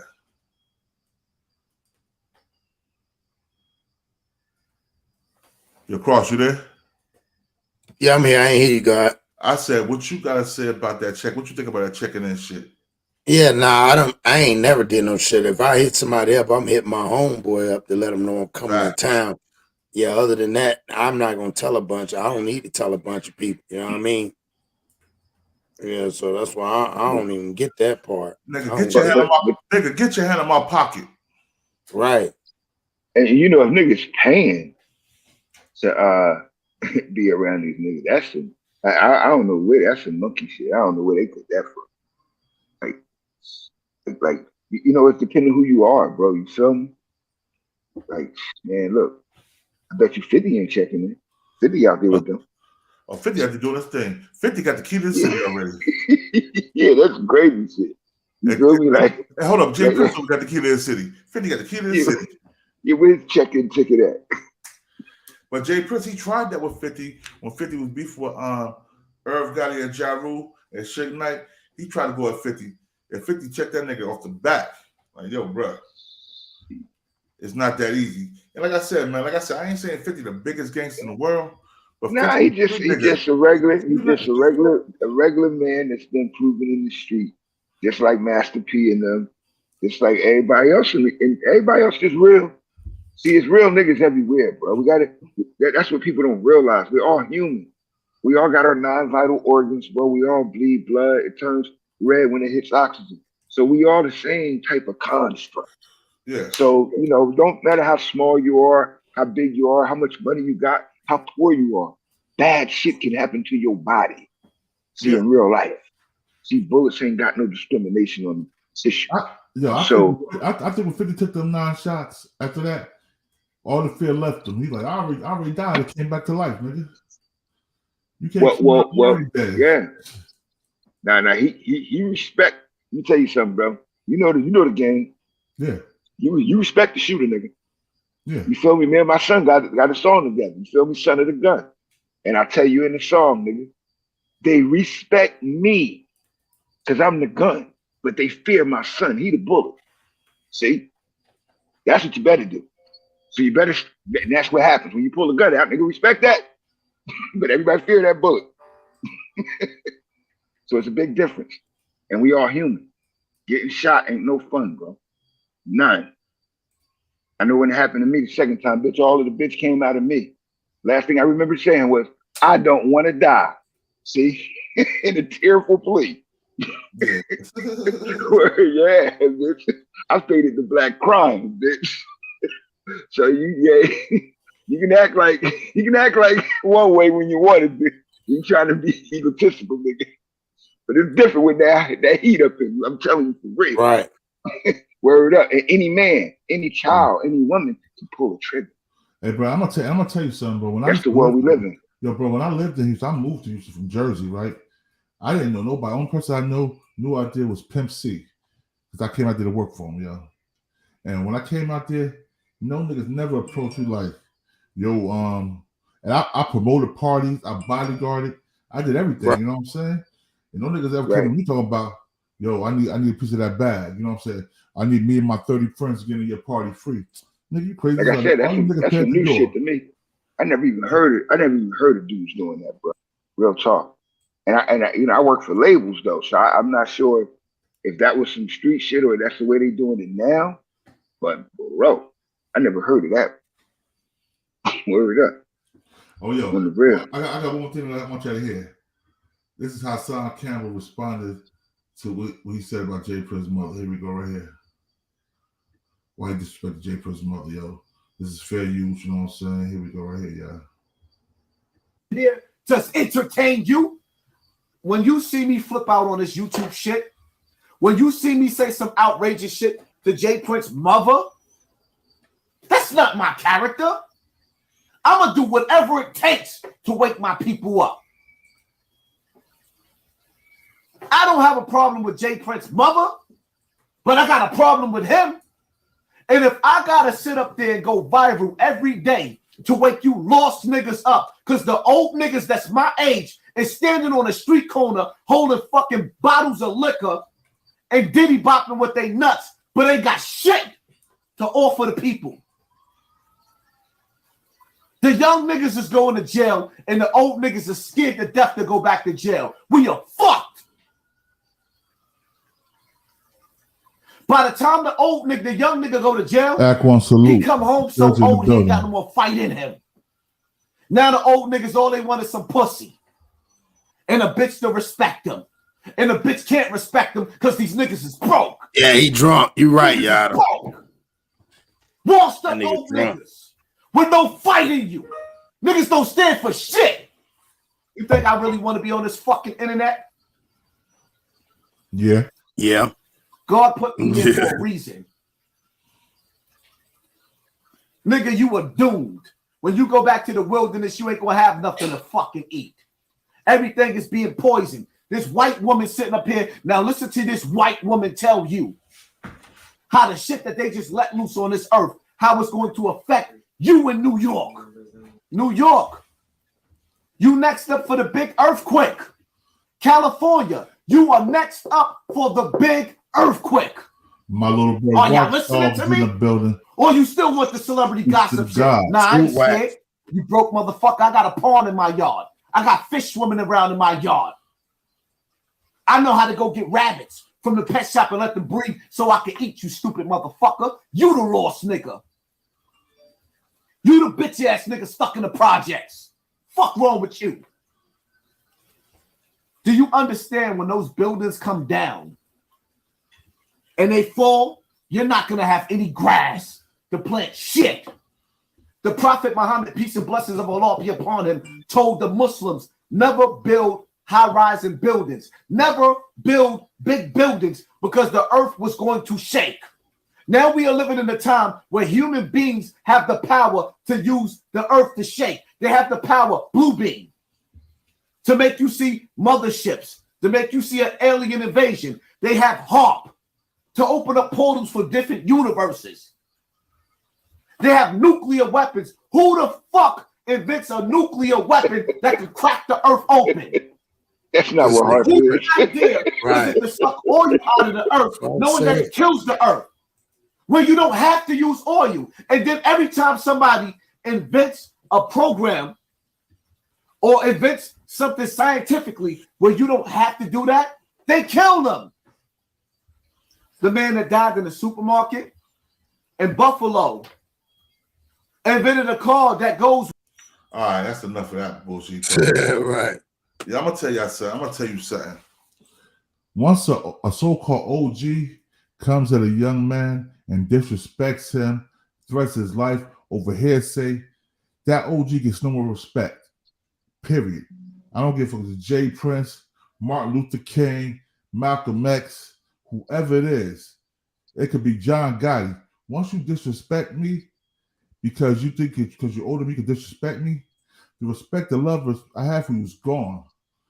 Right. I'll feed you a bullet before I feed you some love now, nigga. That's what it is. Respect is mutual, bro. Respect is a mutual activity. And respect is precedented on, first, how much respect you give to yourself. Because when you have self-respect, you respect others until they show you an activity of disrespect. So respect is a mutual behavior, man. And we need to respect each other more to prevent ourselves from having this emotional dysfunction that we be physically exercising. And all I want to say, I watch Hassan Campbell talk and say all this shit he say and getting all these donations, having thousands of people in his live chat, and this nigga still ain't giving back to the community. Man, yo, bro, He be getting donations. Bro, check this out. Yeah. Last summer in August, back to school, I gave book bags, I gave food out of my pocket and donations from my homeboy, my homeboy Cuba de la Bronx. You know what I'm saying? We gave this to the kids. You know what I'm saying? We made sure the kids had when they went back to school. Nice book bags, expensive Nike book bags, Jordan book bags. You know what I'm saying? Peanut butter, jelly, cereal. We get all that shit. You know what I'm saying? Came out our pockets and we did that. When you ever heard or seen Hassan Campbell do any of that? And I even put it on the internet. I just said we having a good book bag giveaway for the kids to go back to school. If y'all want to donate, y'all can donate through my Cash App. Or, you know what I'm saying? If y'all feel comfortable donating to my Cash App, y'all can just donate the merchandise. Not one of these so-called YouTubers that had all these followers and subscribers and getting all this money off YouTube put a dime in. You know why? Because these niggas don't care about nothing but they self. The only time these niggas will do something is if somebody see what they doing. They gotta let it be seen. Right. And I'm gonna say something. You know, me and 10 Toes, I rock me and 10 Toes, we cool now. We just going back and forth before we cool now. 10 Toes, I see him giving back to the community, bruh. That's one of the only YouTubers I see giving back to communities, getting people jobs, fresh out of jail. You know what I'm saying? Doing things for the community and not looking for nothing in return. Right. When you do things, you shouldn't look for nothing in return. You do it from the content of your character. That's it. Not for no, man, I hope I get a bag out of this. You know what I'm saying? Maybe I get more subscribers. Maybe they donate more to me because I'm doing this. Nah. I've been on YouTube. I started my page the end of 2016, bro. I went away in 2017 to 2020. You know what I mean? I came back. I had like 4,000 subscribers on YouTube. Between 2020 and 2023, I'm almost at 12,000 subscribers. And I ain't asked nobody to donate nothing to help what I did, bro. I did it. You know what I'm saying? I knew if I knew you back then, and I knew Scott back then, I knew y'all would have donated to the cause. You know what I'm saying? Oh, without a doubt. I knew y'all would have donated to the cause. Without a doubt. But you know what I'm saying? We knew each other, but we wasn't talking all the time back then. You know what I'm saying? He was always on my platform. Right. So bro, you know it's crazy, Born? Like I'm listening to you, right? Like I'm gonna show you some shit later, but I got a big file, right? like of all of these awards, bro. From, state, county, city, the Congress, the Senate. And I never, I got that shit tucked away. I never even realized that it was like they gave it to us, but it was like, all right, so what? This is what we do. You understand what I'm saying, bro? And you're supposed to create the culture, be the example of what it is to have community outreach and rebuild the community. And we went from colonies. We need to go from colonies to community because we live in settlements, bro. We don't live in neighborhoods. We live in settlements. We've settled for where we are, and we don't build anything. So when you're saying that, if we all just contributed in what we do best to the whole, we can build something real, bro. And that's our problem. We keep focusing on image over integrity. Niggas doing anything for that camp. Nah, that's real. That's definitely real. We got somebody coming in, Street Media TV. Salute, George Macon, my brother. I see you in the building. Salute, G. What's going on, y'all? How you? I had to jump up when you was talking about the organizations and stuff that you do. Yeah, because we down here doing stuff and we post it. We put it up when we George Macon, I'm gonna cut you off, but I know you're in Philly. I'm in Philly now too. So whenever you need help and you give it back, just let me know and I'll come through and help you with the giveaways. You know what I'm saying? Yeah, because we gotta hold on, give me 1 minute. I'm gonna jump off and jump right back on. Let me get on my computer real quick. All right, bet. Hey, Born, what you doing Friday night? Friday night, this Friday night, I'll be in Jersey. I got a doctor appointment Friday. So I'll be in Jersey for my doctor appointment. I don't know if I'm gonna be back Friday night or is it Saturday morning. You know what I'm saying? You gonna be up top, or you yeah, I'm being Newark. Okay, all right, yeah. So, but I might come back if I don't have to work that weekend at the club. I might come back that night. I might just come back to Philly that night. You know what I'm saying? So I'm gonna have to come to Trenton to catch the other stuff to go to get to Philly. You know what I mean? Right. All right. Do this then. Let me know. All right. Because if you come to Trenton, I just grab you in Trenton and take you out there. All right, that's no doubt, bro. I appreciate that. You But feel yeah, me? man. But I'm saying somebody said I'm sounding salty. Why am I salty for? These niggas not doing nothing for these babies. They talk all this shit about the babies, but then they talk about the baby got snot box rocks or this and that. You know what I'm saying? Y'all not doing y'all not doing this for the babies. Y'all doing this because it make you feel good. Sorry, UK. Salam alaikum, Maki. You know what I'm saying? Salam. You know what I'm saying? So what I'm saying is they not doing it. They doing everything they're doing for clout, bro. They're not doing it because it's bringing awareness or helping anybody. They doing everything for clout, bro. George Macon in the building. Salute, George Macon. Yeah. No, I was saying that the problem that you have is a lot of these dudes come on here and they get big followings, but they're not giving back to the people or putting nothing within the community. And the sad part is in these spaces when you do have people doing stuff, like even when I do the urban nerds, you know what the sad part is? I found out that especially in these spaces, I had to take the urban nerds title out because the more and more I put the foundation in, the less people watched. Yeah. Right. That was the crazy part. And like we was, matter of fact, I can show you able to Google something, King? Yeah, I can Google. Want me to Google on my computer? Yeah, type in urban nerds real quick. We got a lot of people. I want them to see something real quick. And the reason why I want you to show it, because we got to start showing and proving. Like it's real OGs out here that took part in destroying the community. That's out here really doing work, and it's not highlighted. And I listen. I don't really care too much for Hassan. Listen, do what you do. I don't really care. I'm out here trying to save lives for real. So the thing is, it's people on the ground, and I just think that for years we complained about the way we was portrayed in media. In 2023, we got our own media, and we're very irresponsible in the way that we do it. We got the ability to get 5, 6, 7, 8, 9,000 people to come to get the attention of Black people from all over the world. We should be highlighting the people that's doing work. Yeah, facts. Right. But we all we talk about is the debauchery and all the bunch of bull crap. You got a bunch of 40-year-old. Go to the YouTube. That's the website. I want you to show. I want people to see the YouTube channel. YouTube. All right. Go to YouTube channel. I want and for people that's in our people that's in New York, Jersey, Philly, everybody could be a part of what we're doing. I want people to actually see. Because we can talk about certain things, but if I can give you a visual of what's actually going on and what we're doing and what we got. Hold on, is Urban Nerds Beats? No, Urban Nerds Worldwide. Urban Nerds Worldwide. Okay. Yeah.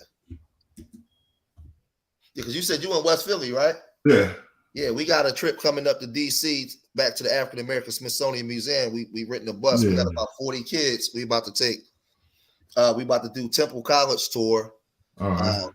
And the thing is, you know what's crazy? The thing is, we funded all this ourselves. We didn't get no funding from the state or the federal government. But guess who gave us the money, Ja? Who? The Dope Boys. Yep. That's who do it. Hit video real quick. I want them to see something. All right. Okay. Hey G, all we got to do is tell them when you really like. We can't leave it alone. What video you want me to play? Scroll down real fast. Scroll down. Gee, that's how we get neighborhood cookouts, all that stuff. This one right here, 8 minutes. 8 minutes? Yeah. 8 minutes. No, above. Go right up top. Right. Yeah, that one. Hit that one. Now just fast forward just a little bit. This is us. All right, there. This is us in DC last year. Now, Martin Luther King had a brother that was found murdered in 1969 in the pool the very next year.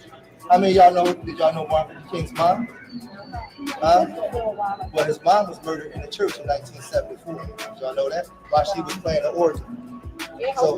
So Martin Luther King, his brother and his mother all was killed. Guess who was left alive? No, Martin Luther King Sr., the daddy. So they wiped out that whole movement. That whole movement. I'm talking about the family of the ones that was in the spotlight that was moving to help get us rights. So they took out Martin Luther King, they took out A.D. King, they took out the mother.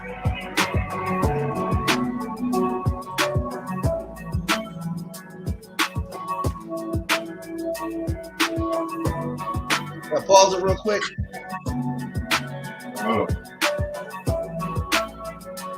Me and my partner Marvin, right? Yeah. I had 15 kids with me on one side. He had another 15, and then another brother we had another 15. So we were there. This section right here was during the civil rights movement and everything that they went through. And I had the smaller kids, and I was just giving them a brief, the introduction to history. So this is down in DC. We took 48 kids last year. So we got the Dreams Different tours where we go to the Smithsonian, African American Smithsonian Museum in DC. We go to the Aerospace Museum in DC. We went to the Black Wax Museum.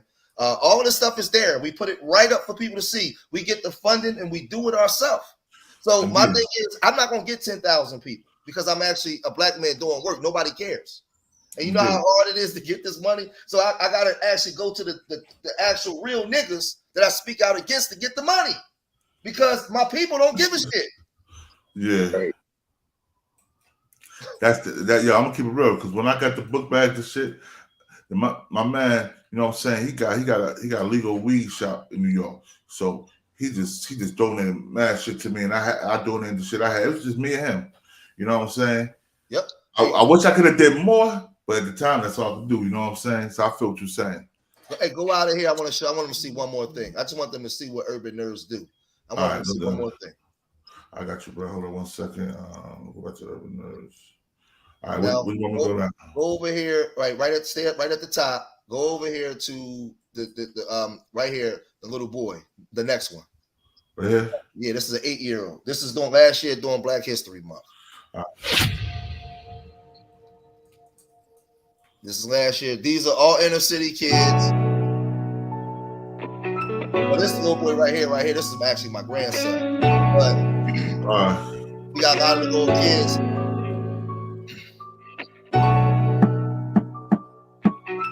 All this stuff is on the channel.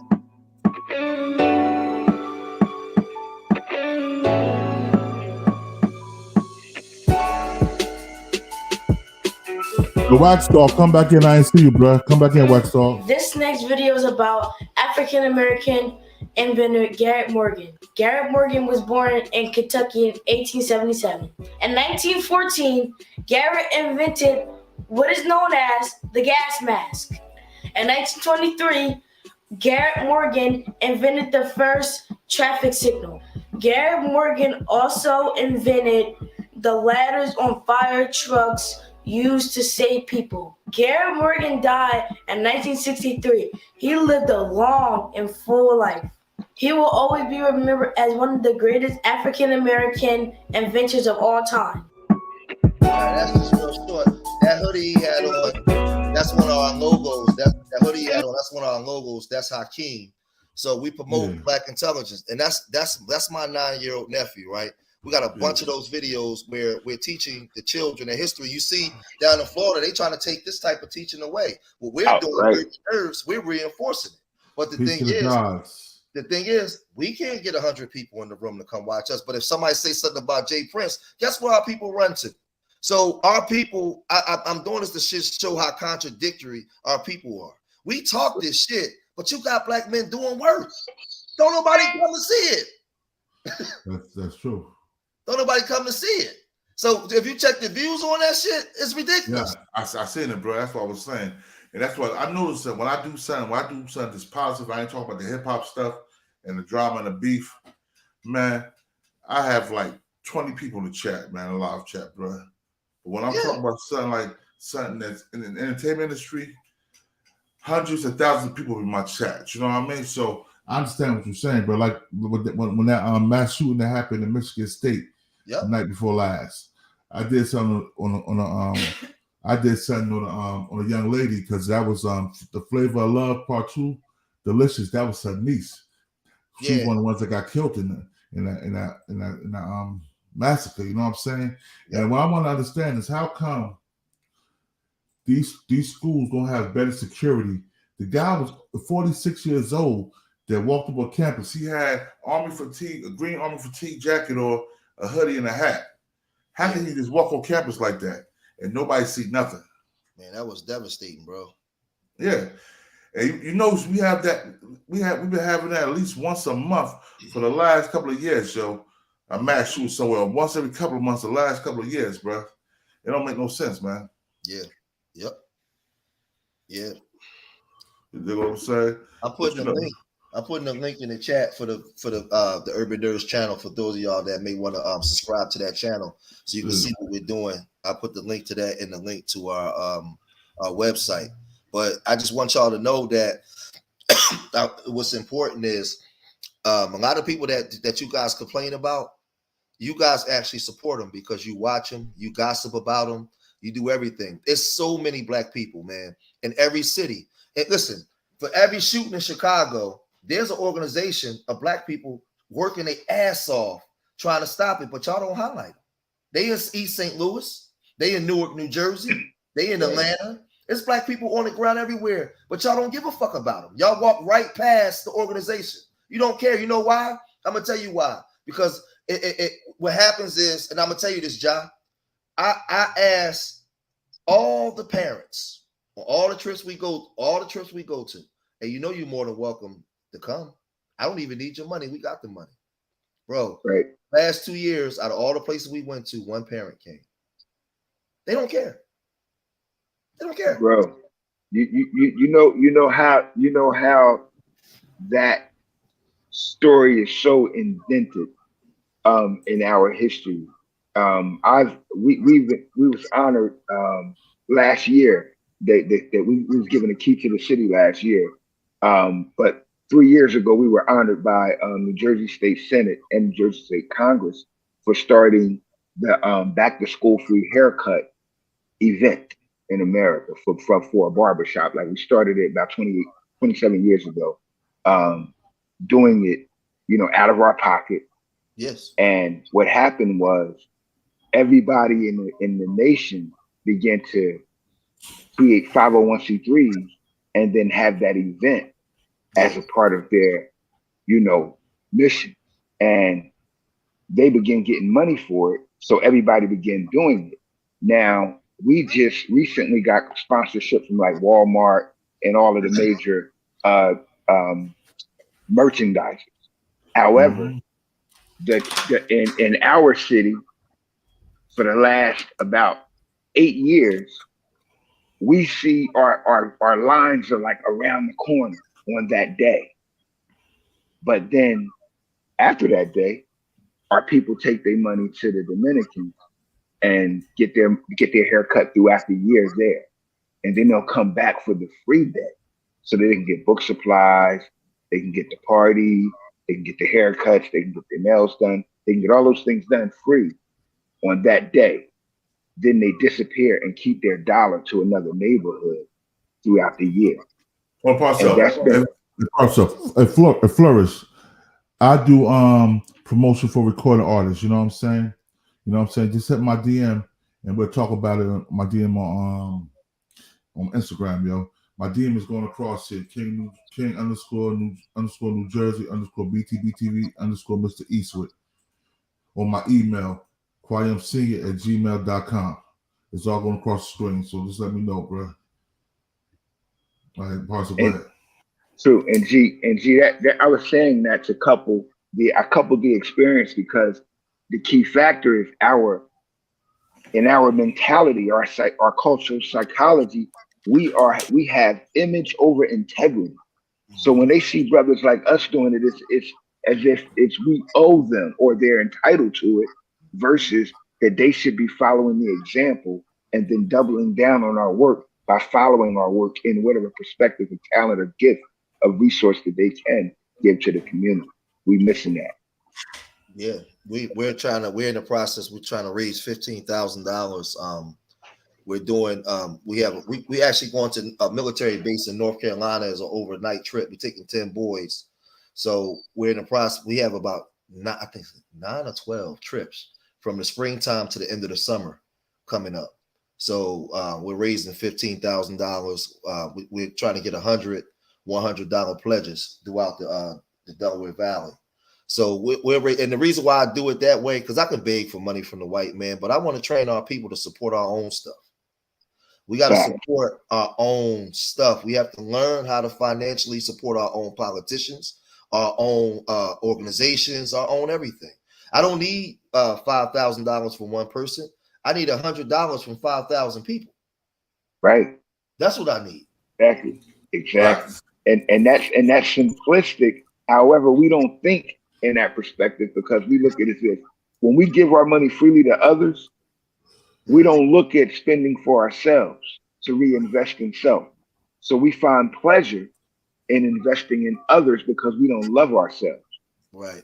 And the key factor is that the more love you show, the more abuse we receive because I told the sisters yesterday, I said, I now finally understand after 50 years why we need Valentine's Day.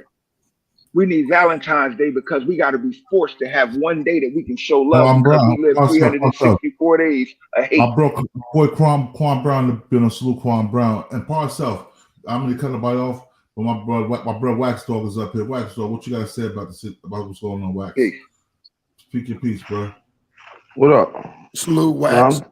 What up? Nah, I'm just calling. I just came up here to chime in and shit. You know, you already know how I stand on certain topics, but I just want to come up here and give George Macon his props and shit because I actually can vouch for George Macon being on his 10 toes from day one. Like I seen him come on the scene. Yep. I was the first handful of subscribers he got, and he been on the square from day one till now. And I hate how the fact that the people that's actually standing up for the people, that's actually trying to do something for the family, that's putting the family first and dropping information. The people seem like they don't we invisible. You know, they don't surround that. They don't support that. It's like they support the buffoonery. And not for nothing. I don't know if George Wax. He lost his signal. Trying to link up with him, and he was not trying to do anything. Like I said, I thought Hassan Campbell was my guy. I was supporting him fully. You know what I'm saying? Never asked him for nothing. He got mad at you because you tried to link exactly. I tried to. George Macon hollered at me in 2019. We in 2023, and he was like, "Yo, you know, link me with Hassan. I want to touch on molestation and pedophilia." I did that video. What was the title? It was titled "Molestation of Black Boys: A Silent Cry in a Dark Room." I did that, and that joint had hit big. Yeah, Silent Cry in a Dark Room. And I think when he seen that, you went to say something to him about it. He turned on you. Me and him never had no beef. He turned on me. I hit him up like, yo, listen, I got a guy that's doing something for the community. His name George Macon. Boom, boom, boom. I sent him his channel. He was like, yo, word, all right, I'm gonna look into it. The nigga never hollered at me back. He went live on YouTube and said, don't ask me about Bambaataa. Don't ask me about molestation. I'm not talking about that shit no more. I said, oh, word, you cut off then. You know what I'm saying? And I was on this top ever since. What's up? I'm gonna tell you something too, because I remember I was going to Hassan hard. Hassan got with the Wax Dog, was like, yo, Wax. You know what I'm saying? You squashed that. I was ripping him. I hollered at Born. Yeah, Born fell back and everything. Yeah, because he went from going back and forth to shouting Born out. You know, they squashed their little beef. Like I was going around doing that with a lot of people, trying to get people to calm down off of dissing him, because I thought he was about to try to do something. You know what I'm saying? So I'm like, yo, this man is about to do something for the kids. He's doing this for pedophilia. He's about to, you know, and then at the end of the day, after a year and a half, close to 2 years, I realized this nigga ain't doing nothing but gossiping for views. You know what I'm saying? And I'm not going to stand around it. Wax, we all know, because like you said, I was the one sharing my screen, talking about Harp, talking about the white man, talking about this. I wasn't dissing no rappers, but a lot of shit that he talk about, we already know, man. And I never said that because I'm gonna sound like a hater because I don't have his following, because people know him. But dudes like him, he came later. He was watching everybody else and then came. and all he did was start dissing rappers to get the audience, and then mix in all the shit that we talk about. Right. But I never saw. But we actually seen George with boots on the ground. You know what I'm saying? That's the difference. You know what I'm saying? George ain't just standing at the crib behind the camera. You know what I'm saying? He's out there doing the work. So that's the big difference between him and most of the rest of these dudes that's up here yip yapping for hours at a time. They're not producing anything. They're not leading the people nowhere. You know what I mean? They're up there for a donation. Anytime somebody talking about, look, I got 9,000 in here. Now it's 10,000. They dropped it to 8,000. That's all they care about is numbers, nothing more. Yeah, but that's what this thing has turned into, and that's why I came up and I just said, well, we have to highlight just a little more, because don't nobody owe me a fucking thing. The only thing I ask our people to do is, if we know that we is a battle for the minds of our people, and we know that the enemy has the minds of our people, when we have these platforms, we have to highlight each other and celebrate each other, the ones that are doing stuff, so that way our people can see it, because people will gravitate towards what they see, what's in front of their face. Yeah, I mean, you know, and like we got to show more of the stuff that we actually do with these kids, man. Yeah, facts. In fact, you know what I'm saying? And I'm gonna keep it real. Wax Dog is one of the realest brothers that I met on him. We got history in South Jamaica, Queens history. You know what I'm saying? You know, so when I caught my case, I caught that federal case. Wax was the first person, one of the first people that was looking for me. You know what I'm saying? And he found me. He held me down that whole time I was in the feds. You know what I'm saying? When I came home, you know what I'm saying? I just started doing my thing. I guess I started flourishing because I had a mindset. I was like, I gotta do something better. You know what I'm saying? I'm too old to be going back and forth to these penal systems. You know what I mean? So it was like, it was a blessing. When I came home, it was a blessing because it's like everything just fell in my lap. Mm-hmm. You know, and I built from that. When I first started YouTube, he'll tell you, I started from a Android phone. Then I moved up to an iPhone. Then I got all my equipment. You know what I'm saying? When I came out, I got all my equipment. I put the money, I put the effort into it. You know what I mean? And I did it off my own dime. I wasn't getting donations then. You know what I'm saying? I did it because I knew what I needed to do to make something better. And I knew the topics I was touching at the time. I was touching a lot of different topics, you know what I mean? I was for the community. I was doing all that. But I mixed my thing up. But when you're doing for the community, people don't want to see that. They want to see that gangster, that gutter shit. They want to see you going back and forth with people, you know what I mean? And they don't care about what you do for the community. They just care about the bullshit, you know what I'm saying? They don't want the righteous, positive shit. They want the savagery. Basically. Yeah, because that's not trending. You know, the black boys and trying to help our people. That's not trendy. You know what I'm saying? So that's why people ain't sharing it and pushing it. You know what I'm saying? It's like we small platforms, and like George was saying, it's up to us to push the things that we find relevant. Hold on, Carla Stewart, shut your ugly ass up, bum bitch. Oh shit. But that's that. See, you always get a troll in here. Hey, King, can you do this one more time? You share it one more time. I want to show some. I want to show the people one more thing. The difference between people talking. I want people to see this while I'm here. I got you. I'm about to put it back up for you right now. Hold on, back to that Urban Nerds channel, and I'm gonna show you. I still got it up. I still got it up for you, bro. Hold on 1 second. I'm gonna show you the difference where these dudes be talking this shit, right? Now, all right, go down to. Wait a minute, you gotta blow it up. Go down to right here where the Urban Nerds logo at 4 minutes and 27 seconds. Right here, all the way at right there. Hit that right. Now fast forward a little bit. I'm gonna show you something real quick. I think you gotta take that thing down too. That Jonathan Kidd thing down there because it's blocking the fast forward a little bit more.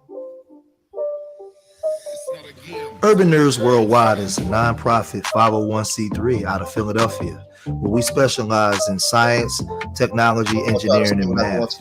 We've taken our children on many trips in the year or so that we've been operational. We're asking for your support as we began to change the mindset of African American youth in the inner city. We titled our nonprofit Urban Nerds because we strive to bring Black intelligence back into the minds of the youth. We've been to prisons speaking to the youth. We're working on a bounce back program. We've been to many museums. We've also been up to Brooklyn, to New York, to the Ziax Institute, ran by Q Butter. We're going into colleges, military bases. We're working with bounce back programs to get the youth into programs where they can become the best version of themselves. On December 11th, we're taking a trip from Philadelphia, 2.5 hours down to Washington, D.C., to the African American Smithsonian Museum. Our goal in this trip is to teach Black children their history and the greatness that they come from. Many of our children don't know the inventions that African Americans before them has contributed to America. You know, pause it right there. All right, now this is me. These kids that I'm talking to now all on house arrest, and some of them are in programs. I'm at this the CJC corrections for youth. They've been locked up for like guns, shootings, everything, right? We go into these places to talk to these youth because we're in the prevention business. A lot of people, like I said, now I post this stuff up on the thing for people to see it. We talk, and then we go offline and we go in here and we talk to these kids, right? You know, they don't show up. I'm never going to get 10,000 people for doing this right here. Everybody hate Charleston White, right? But I don't have to work with the police, but they asked us to come in. They asked us in our organization to come in and talk with the youth. This is one of the state representatives over here, the guy sitting right here. They asked us to come in here and do it. So, like, and this is what I'm saying. And all these kids is going to court for different crimes that was committed. I mean, you know, we've been averaging 500 homicides for the last 4 years now in Philadelphia. This is us doing the work. Nobody cares. Fast forward it just a little bit. I want just move it just a little bit, then I'm done. All right, move it up just a little bit. We want to go to. Keep going. All right, right there. Wait a minute. This is my basketball team. Our basketball team that we coach. You can play it right there. And other STEM programs. We'll also have young Black boys that are coming out of placement, juvenile placement. They'll be in apprenticeship programs. So we're working on many different things here in the city of Philadelphia. And if all goes well, Urban Nerds will be creating other chapters in other cities, such as Baltimore, Washington, D.C., Atlanta, Georgia, New Jersey. So Urban Nerds is working behind the scenes. 55 kids at the Black Wax Museum in Baltimore last year. We're going back. So it's not me just one. No, this is what we're doing. We got them from 25 down to 10. And like I said, we get the funding ourselves and we go do the work. But like I said, if you check the views on this video that we put up for everybody to see, where they say, well, Chicago, we tired of real nigga culture. Well, here's anti-real nigga culture right here. You know what I mean? So that's all I wanted them to see. I just wanted them to see, like, we go into prisons, we do a little bit of every goddamn thing. And you can subscribe to the channel, you can donate. You can do whatever. We ain't just, and when you donate, because I know how Black people are, you ain't giving me the money. You donate into the foundation. And don't go in George Macon's pocket. It don't go in my pocket. We got a board. We got everything. It don't go to me. It's a 501c3 nonprofit. So that's all I wanted to say. I just wanted just to show a little something. Because sometimes you do get a little, you get beat down, King. Yeah, John, you get beat down because it's not that you want to be seen amongst people, but in order for it to grow, you got to be seen amongst people. Salute. People got to salute. Yeah, people got to see it. People got to know. So I'm not a jealous person, but I just think that when you've been in these spaces, as long as I've been in these spaces in Waxstone, I've been in this space a long time, and you doing the work, and only 100 people show up, and then you watch Jay Prince video get 80,000 or 350,000 views. You like, damn. What am I doing this shit for? Exactly, bro. I said that yesterday. The culture of our people, we're more attracted to controversy than we are to civility. We're more about image than integrity, bro. And when we about that, man, we ain't got nothing. we ain't gonna have nothing, bro. We should be teaching our people codes, and code 1 is to do for self. Once you become a collective and do for self, you can eliminate most of our social problems in this social construct that we have to admit that we don't design. Yeah. So it takes love, man. So and anything we love, we act on. Anything you claim you love, we act on. You don't own a home or the apartment you renting, but you own a car out front. So you're a killer nigga over the car. but you won't claim the sidewalk of the community you live in. Nope. See? So it's that mentality, that culture has bred this mentality. And sociology has laws. And one of the laws in sociology, bro, if you can influence or empower or enforce a behavior on a people for 3 generations, they will create the system themselves to perpetuate such abuse upon themselves without your involvement. We have 20 generations of that. And we have made no attempt to collectively resolve the problem. And that's where we have to start, loving ourselves as ourselves and becoming one to do for self. Indeed. It's hard. It's hard. But we still getting it done regardless. We're gonna get it done regardless. Facts. I just know with social media where you have a global reach, it's easier because my dream is to, I titled it Urban Nerds Worldwide because by next year I actually want to take my kids to Africa. And I want to take them to London and France because one of my partners, I got a connection going on with a lot of the black the black folks down over there in the UK and in France. So I want to connect with them. Yeah, I know you talked to O'Shea, man. I know O'Shea's supporting you too, man. So that's a good look.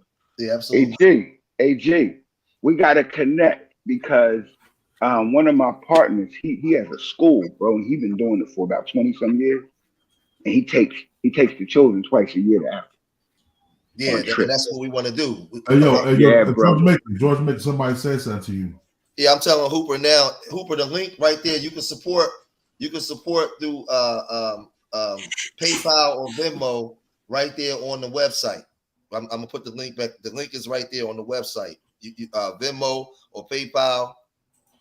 You can support right there on the thing. Hey, G, Born got your math, G? I don't know. I'll put it in the back chat. I'll put it in the private chat real quick. True indeed. Hey, Born, get the guard math because when I come get you, we can come through. I definitely got to connect with G. G, I got to connect with you, person to person, because we right here next to each other. You understand? Yep. And we can definitely help each other programs and definitely expand what you're doing because our mentoring program is adolescent and adult rehabilitation, lifestyle condition. And that coincides with your program, not to mention cross-referencing all our ideas and techniques that we're using in the similar neighboring communities. So I want to get with my brother ASAP. Yeah, because I got it. I'm gonna put my info, my math in there too. My problem is this, G. I've been doing this since I was 11 years old. You feel me? And I lived a life adverse to it, but mostly as an advocate for it. So I don't know the internet. You feel me? And a lot of people are, I'm taking a crash course on conducting a podcast because it's important to do it right when you're doing it.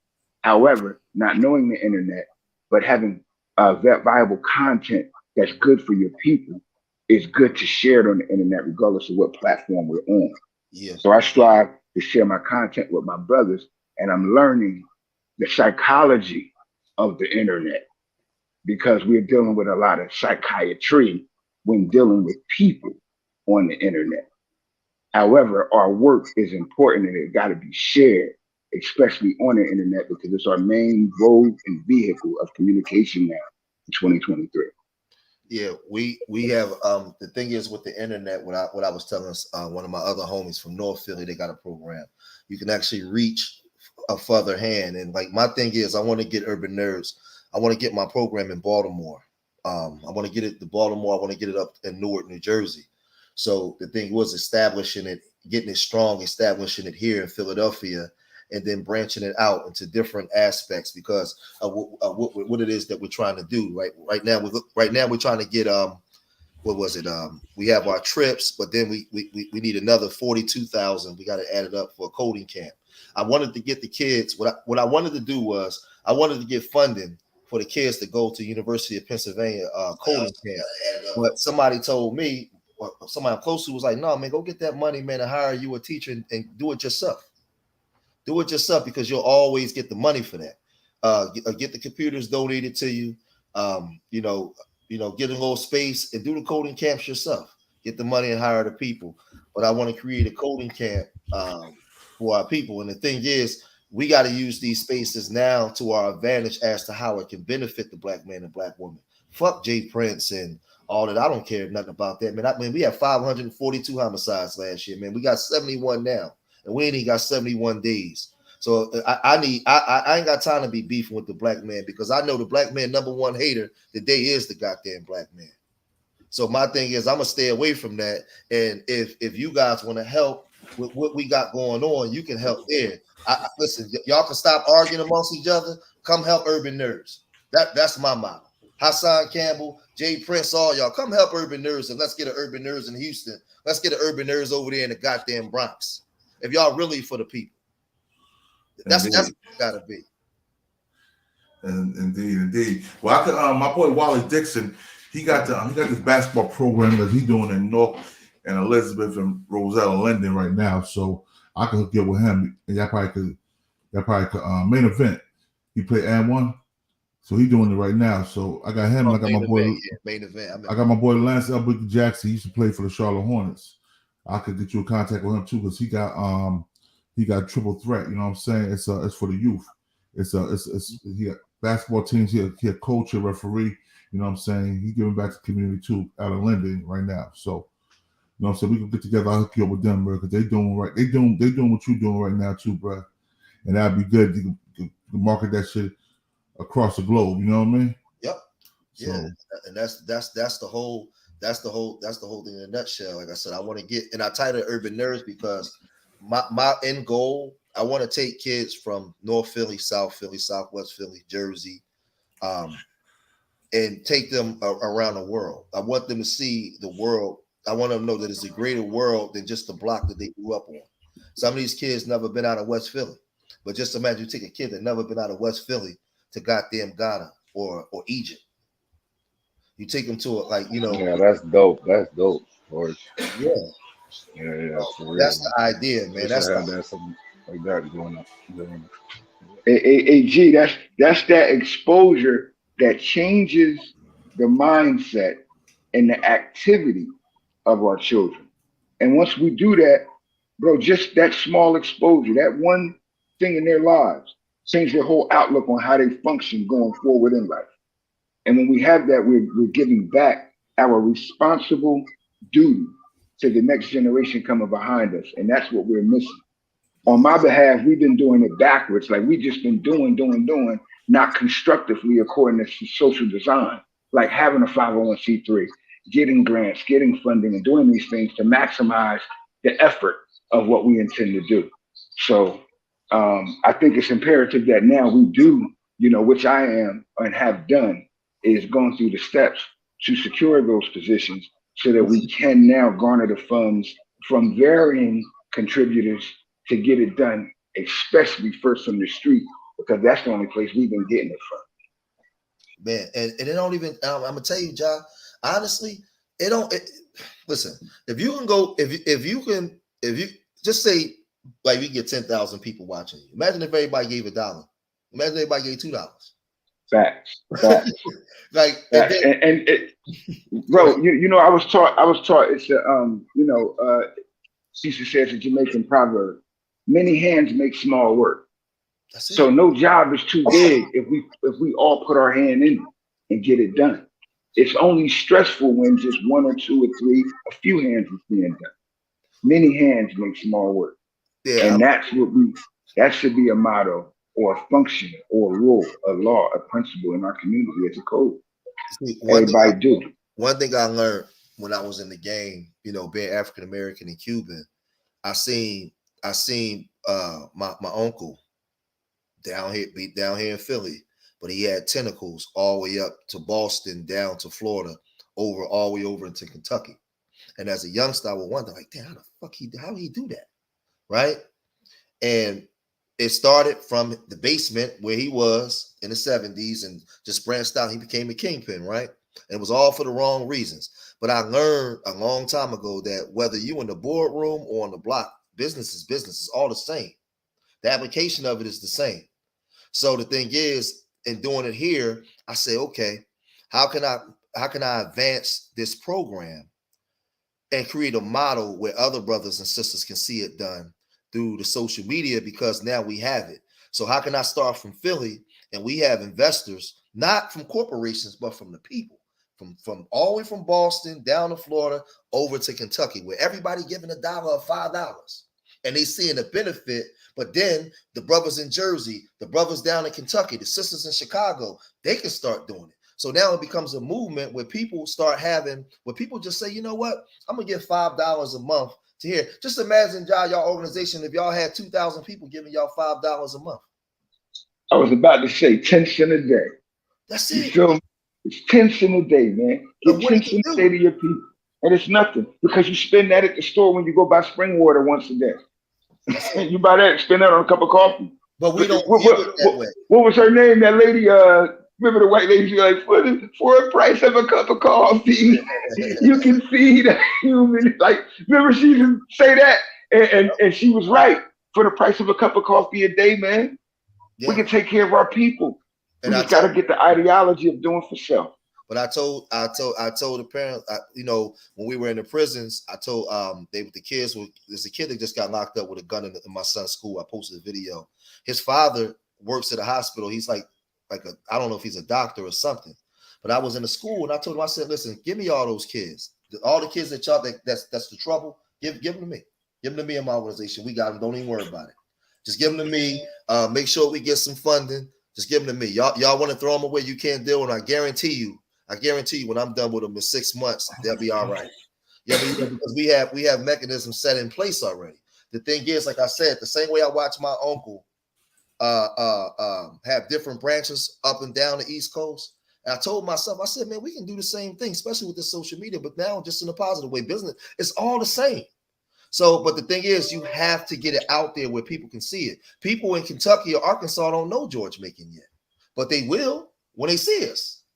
So we gotta, as Black men and women, we gotta stop hating on each other, and we have to start supporting each other and pushing each other the way we should, because it's a benefit to all of us. And when you had these type of conversations, I watched when I first came in, it was 233 people in the chat. We start having these conversations about Black men that's doing work, and go down to 107, because this is the mindset of our people. And like Khalid Muhammad said, we in a battle for the minds of our people. Bro, I tell you something, bro. 111 people is enough. 11 people is enough. 5 people is enough. You know what I'm saying? So right. So the word gonna get out regardless. You know what I'm saying? Yeah, and that's the whole thing, because I believe that if it only take 1 or 2 people to get out, and those people get out, they care about the other organizations. Yo, when they get in the accolades, they say, well, it ain't just me, because I hate the fact that they always show Chicago, and man, East St. Louis is 100 times worse than Chicago. East St. Louis is off the chain. They don't mention East St. Louis and Kansas City, man. I lived in St. Louis, bro. Oh, St. Louis was bad. Rough. Yeah. Montgomery, Alabama. There's only like 200,000 people. They be having 130 homicides. Like it's unbelievable down there. So the thing is, I hate the fact that they only talk about Chicago murder, but they don't never show you the people on the ground in Chicago that's working every day. Yeah, they talk about Chicago. They talk about Chicago. True indeed, they talk about Philly. They talk about New Jersey. They talk about Baltimore, Maryland. They talk about DC. You know what I'm saying? And they you know what it is? It's like the plantation glorification syndrome, bro.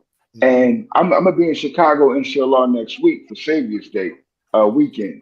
And when you go there, you see all of this stuff that's happening in the communities, but none of it makes the news. Nope. None of it makes the internet programs, and none of it makes the celebrities' tongue. The problem is we keep culturing our own demise, bro. We keep celebrating our own ignorance. And because of that, we're attracted to the wrong things. When you have knowledge of self, you got a love for self. When you got a love for self, you respect yourself. And when you respect yourself, you demand respect from others. And you do that by constructively creating and doing for self. Yep. That's what we got to do, bro. Yeah, it gets tiresome, man. Like they talk about all the stuff in the Bronx. I guarantee you, we all went to the Bronx right now. You'll see organizations in the Bronx right now, outside on the ground. Like I give you one down over here in Philly, right? If you go down to the Badlands, down Kensington, and you see all the dope fiend park. You see, I was down there on the ground. You see them. If you go from corner to corner, you're gonna see different organizations out there. They don't never show them. They just show the dope fiends. They down there complaining about the city. They down there telling people, trying to help the people. Don't nobody say they don't. It's just. But this is the thing. I don't expect our open enemy to do it. But I'm talking about people. Like, what are y'all doing? Right. It's us. We don't need nobody else. All we need to start doing. A lot of people don't think you got an open enemy. That's the problem. Yeah. Too. We won't identify them though. That's where the coward is coming. That's what Charleston White was saying. Y'all want to talk crazy to each other. And I keep telling us we are just black people in white. We just white people in black skin, bro. We be doing all the things that a white person would do in regular life. We look at a black person and hate them. We ain't got no reason to dislike them, don't trust them, interact with them based on the philosophy that's been ingrained in us. So we have to stop that and start loving who we are. And then that will start changing who we are. We got to start doing it. Instead of loving things. You know what I think though, John? What I practiced in 2023, and I was listening to a lot of Khalid Muhammad speeches. Sure.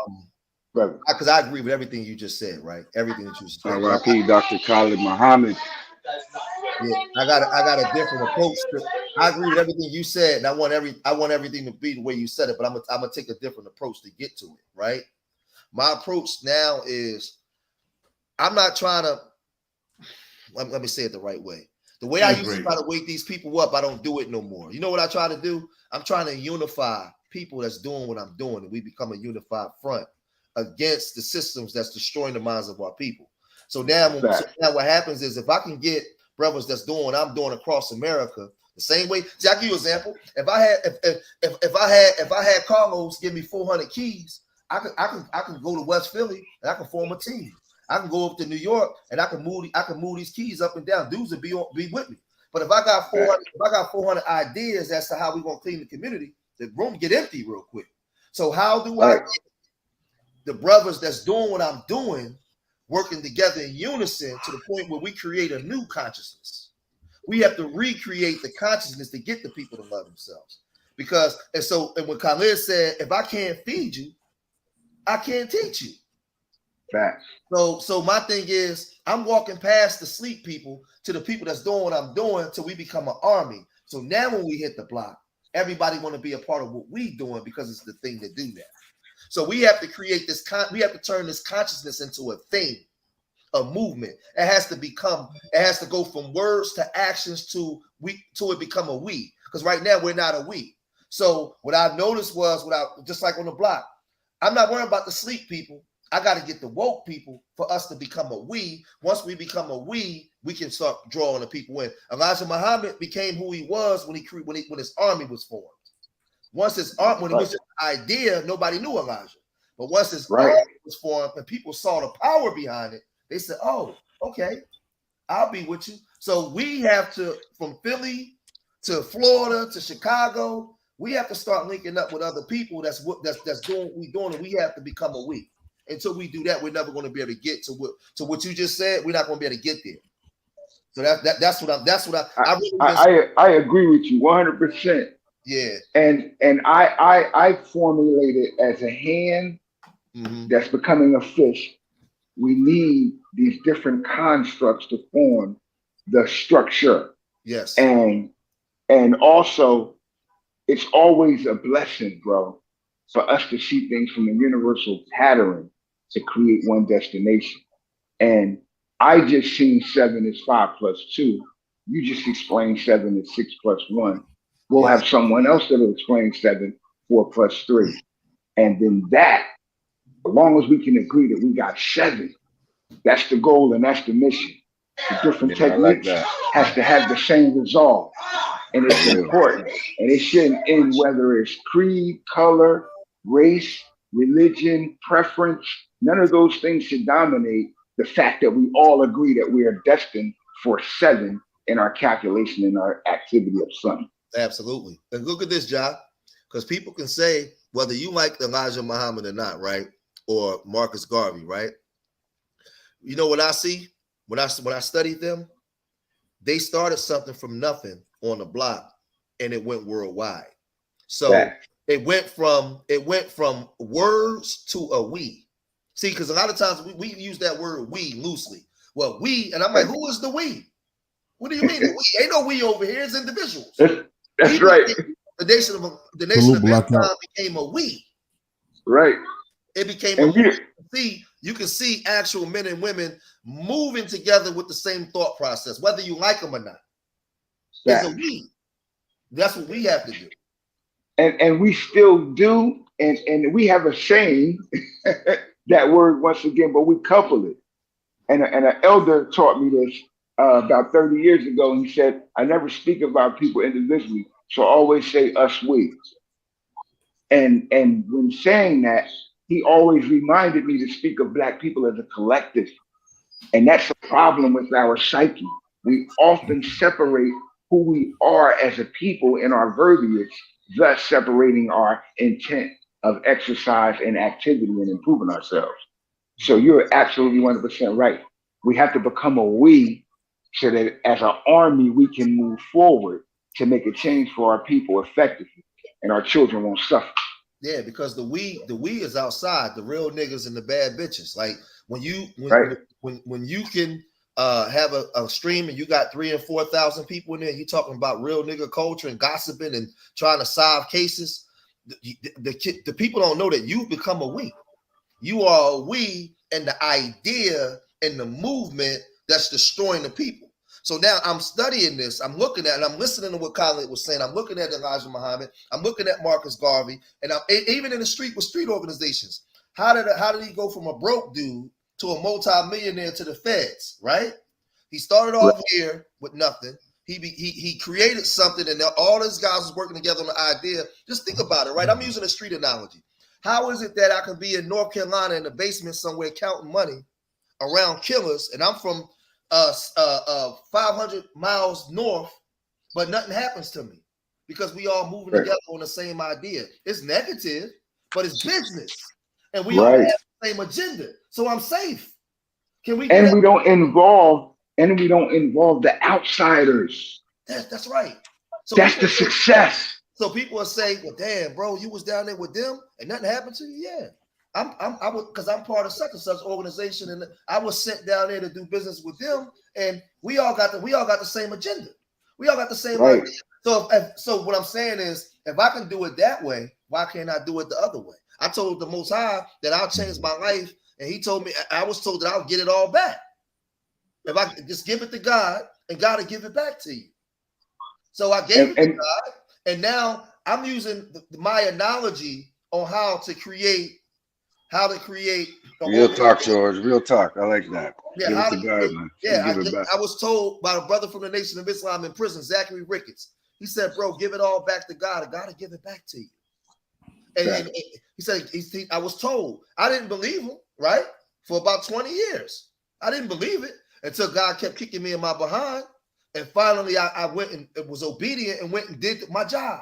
So now I'm showing you my obedience to God, because God sent one of His representatives, Zachary Ricketts, to come bring me information in a prison cell at 3:00 in the morning. He said, "Do this." So I went and did this. And my analogy is the same way I acquired money back then. I know I can do it now using the same tools that I used in the streets, just now for a positive cause. So if I can be why can't I be in North Carolina now with Urban Nerds? The same way I was in North Carolina collecting money. Why can't I be in Arkansas? Why can't the brothers invite me to California, South Central, wherever for the Urban Nerds program? It's already, it's already thought of. It's already done.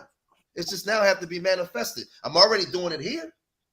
It's just being obedient and doing the assignment. That's it. Yep. Hey, G, the benefit of unity, G? My son was involved in a serious situation in Memphis, Tennessee, last May. And when the brothers were speaking earlier about Jay Prince having people check in, when I went to Memphis as an FOI, I checked in with the captain that was in that city. Mm-hmm. The benefit of me checking in with that captain was that he placed me with the #1 criminal defense lawyer for federal cases in Memphis, Tennessee, which happened to be his first cousin. Those activities allowed my son to be defended properly and exonerated of a serious charge that could have sent him to prison for nearly, most of his life. So the activity of unity, brotherhood, and the same mindset, the same mission, that's an example of it. And we have to exercise that throughout our people, but first amongst ourselves that are already of one mind, as you said, become a we, and then we can enforce action from others. Yeah, we got to become a we. And I'm telling you, I thought about it. I sat in a cell with the brother from the Nation of Islam. That was the first person that was able to talk to me. And I never joined the Nation of Islam. He never asked me to. All he wanted me to do was change my life and get closer to God. I'll never forget it. He told me, he said, you're going to go where God take you to. He said, if God wants you to be, he said, if Allah wants you to be in the Nation of Islam, you'll be. He said, but it's not up to me. That's why I respected it. He didn't try to force me to do anything. He said, hey, G, that's principle. That's principle, G. Mm-hmm. That's because most of our people don't realize we've been tricked by the outside, the open enemy.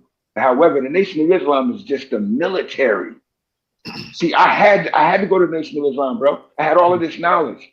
I had all of this so-called understanding, but I wasn't living a disciplined life. So I had to go somewhere where they was going to make me accountable for my erroneous or my mistakable ways. Yeah. So in the nation, like now when I go in the hood, bro, nobody looks at me as they used to. So now what people used to assume was fear, it's now respect. And if I go back to that one moment, these streets will eat me alive, bro. If I go back out there and try to be the dude that I successfully have come from. That's how you're successful as an OG. You stand on what you once did, bro, but you also stand on the principle of your change. And you make that enforceable around with everyone that surrounds you, especially the youth coming behind you. And that's what upsets me about these niggas that's running around here for perpetrating this fraud, bro. If you really lived it, you don't want it for the next man.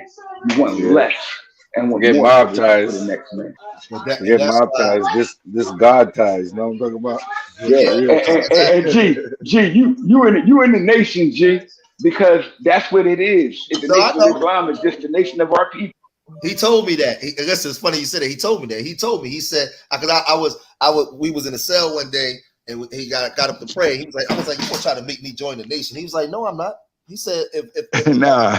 He said, most people think that though. Yeah, he said if that's the law's will, then that's where you'll be. So even like with me, I've been in 5% Nation all my life. My father was a minister in the Nation of Islam, and he told me he trained me. He gave me the lessons to go join the 5% Nation because he said the Nation of Islam wasn't for me. He said the 5% Nation is for you. Right. That's what I did. It was all my birth. You know what I'm saying? So I built my cousin Yusuf Muhammad. You know what I'm saying? He's a captain in the Nation of Islam. Born. One thing our people don't know is that the definition of the word Islam by original definition is just the nature of the black man. But it's the nature of the black man that we gave as instruction to the uncivilized people of the planet as a religion 1400 years ago. But we've always been people that submit to do the will of God, the Most High. We've always been that people. We've just been tricked, fooled, and bamboozled into being other than ourselves, which has made us into little devils for the minions of Satan. Hey, John, look, John, I'm going to tell you, it's funny. because he said to me, I remember he passed away now. He said to me, Zachary, and this is the crazy thing, right? On the streets, he was getting high, right? And he said, Allah spanked me and punished me and set me down so I can get myself back together. Because if you'd have talked to this man was brilliant. I'm like, you was getting high? How? You know what I mean? And he told me, he said something to me. He said, I can't convert you to Islam or nothing. He said, this is what he said to me, John, at that time. I was about 22 at the time. He said, right now, I'm just planting a seed because you ain't going to listen right now. Right. Back out there, you're going to do everything opposite of what I told you. But I'm going to tell you one thing he said you can't, you can't unsee what you done saw or unlearn what you done learned. He said, so I just planted the seed. Now it's like 30 something years later, I'm still mentioning this man's name because I remember everything that he said to me. Everything. That's a fact. That's actual fact. He planted a seed in me, and he saw something in me that I didn't see in myself. So when I say I'm being like you said, mob ties, God ties, what you see without the videos y'all saw me doing now, that's me being obedient to God. Because I was told by him that if you give it all up, God will give it all back to you. And he told me, and I was like, man, what you talking about? Man, God, give me what? I didn't understand it now, but I understand at 48. I understand it now because now I know what the assignment is, though, John. I didn't know what the assignment was yet. It took 30 years to learn what the assignment was. So I got them children, and I figured, damn, I sold drugs and doing this. I don't have to sell drugs to still do it this way. It's a little bit more work, but it's more gratifying because guess what? My community, the children benefit, the community benefit, and as a black man, I'm standing on my square now. Peace, y'all. Facts. G, word is bond, G. That's the difference between those that elevate and mature in the science and those that fall victim. Yo, we got my brother. I know the guy in here. Peace, guy. Peace to the guys, man. Peace to the brothers, man. I just wanted to come on, man. Definitely, just to definitely give George Macon his flowers, man, while he's still here, bro. Because I've seen George Macon around for a long time, from just Sinetta channel and going over there building with them brothers, and just doing work, man, and just putting his everything he manifests into the physical reality, right? So this brother been doing it for a long time, and like I said, he done been on the panel with us a couple of times. And you know how we build over there. So, you know what I'm saying? Like, even with the history, we might not agree everything with the history, but as far as like us moving forward, we're right on point. We always been on point. And I definitely like what you were saying, like how you mentoring them, the youth. And like I said, everybody not cut out for that, right? Because you still got some grown men who still got emotional issues that will still will still display some of them characteristics that them young teenagers display. You know what I'm saying? So, to have patience, because most people ain't got patience with their kids, man. A lot of people I see now don't even got, you know what I'm saying? And then what happens? Their kids get sent to you. Yes. So, you know what I'm saying? So they have to, they don't have patience for their kids. They haven't taken no type of therapy to where they can learn that, you have to put the child before you. You know what I'm saying? Once you agree to bring a child into this universe or in this reality, you definitely got to put the child's well-being and first before your own personal well-being. You know what I'm saying? So definitely, man, shout out to you, man. I definitely like the programs. I'm in Newark, so I live in Irvington, but Newark right here. But I would definitely like to get down with that, because I had a little thing where I was going to the youth house in Newark, and I got a couple of them kids about. I got like six of them. I mean, it's hundreds of them in there, but it's not for everybody. Everybody got their own time when they gonna come into this understanding, man. Because it's like, look, just remember, right? Mm-hmm. I was telling a story about my OG Zachary in the prison cell. You know what's funny? All of us saying is over 40. We are the Zachary Ricketts now to the young bucks. Yep. We the OGs now. I was 22 when God sent him in the physical form and give me the information. to give me to bring warning to my life. I was 22. I'm 48 now. So if I'm talking to a 22-year-old, I'm 48. I'm him. Yep. And it's enough of us. It's enough of us who went through our own trials and tribulations to be able to help these kids out here, man. Because of these same kids who don't got fathers, then it's up to the brothers in the community. Because we all say this, right? I just say this for example, right? So let's say, you know, all right, the gangs and all the shit that's in the community, right? And how that conflicts with the regular people who reside in the community who ain't got no part of that, right? It's actually not up to the police to come in here and deal with them. It's up to the men in the community to deal with them. When we got a problem with the police, then guess who the fuck's supposed to be going in there talking to these kids and being their father figure? Because a lot of these niggas don't have fathers. Their mother, they run all over their mother. Their mother don't have the testosterone to really combat with a male. Like you have to have that. You have to match that testosterone with the testosterone that they exhibiting and show them, look, man, I'm more of a man than you, and you're not going to get that off on me. Right. And if they're in the environment of a real man, then they already understand that because you feel that energy. A man don't even have to tell a young adolescent that. He automatically feels that energy. And my bro, you in Jersey, I'm in the prison, juvenile corrections, mentoring Connect is through New Jersey Junior Achievement. And my info is in the back chat. Put it in the private chat, God, if you get a chance. That's what I did. That's what mine is the 609 number. Under oh damn, it's not in there no more, but I'm gonna put it back in there. But my hit my math and hit me up because I can connect you to my man in the North Jersey sector. You feel me? Mm-hmm. And I've been talking to Rise, right? I've been you know, I go down there. I was talking to Rise. I used to go to the men's meeting in City Hall, and you know, so like a lot of programs, like so in Newark, right? We got what's the fucking councilman name? Hey, real quick, I gotta go, y'all. So thanks for having me on. Peace to everybody on the panel. We'll pick up. Peace. Hey, G, I'm gonna hit you up, G. Okay, all right. I'll be listening on the phone. Definitely be safe. Be safe, G, man. Definitely. So we got one vocationary school in Newark, and I think it's what's the name, Rice, Senator Rice or his son got the building, but it's a vocational school, right? And like even on that side, like it's more Latinos over there, like in North Newark, and it's like in between North Newark and in between like Central Newark, right? And a lot of Latino, and then, like I said, no offense to them, but you know, we indigenous, we get first dibs because of the situation. The situation was pointed on us. A lot of people move in our communities, and by default, they experience the shit that we experience. You know, but see, that's the point. That's the point, though, God. They moving as a they, as a them. We don't have a we.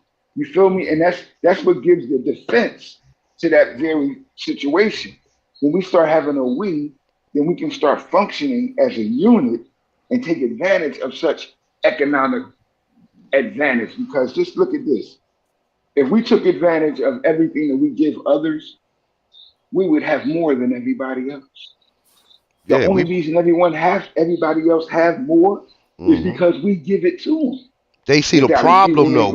We haven't observed that it's a problem.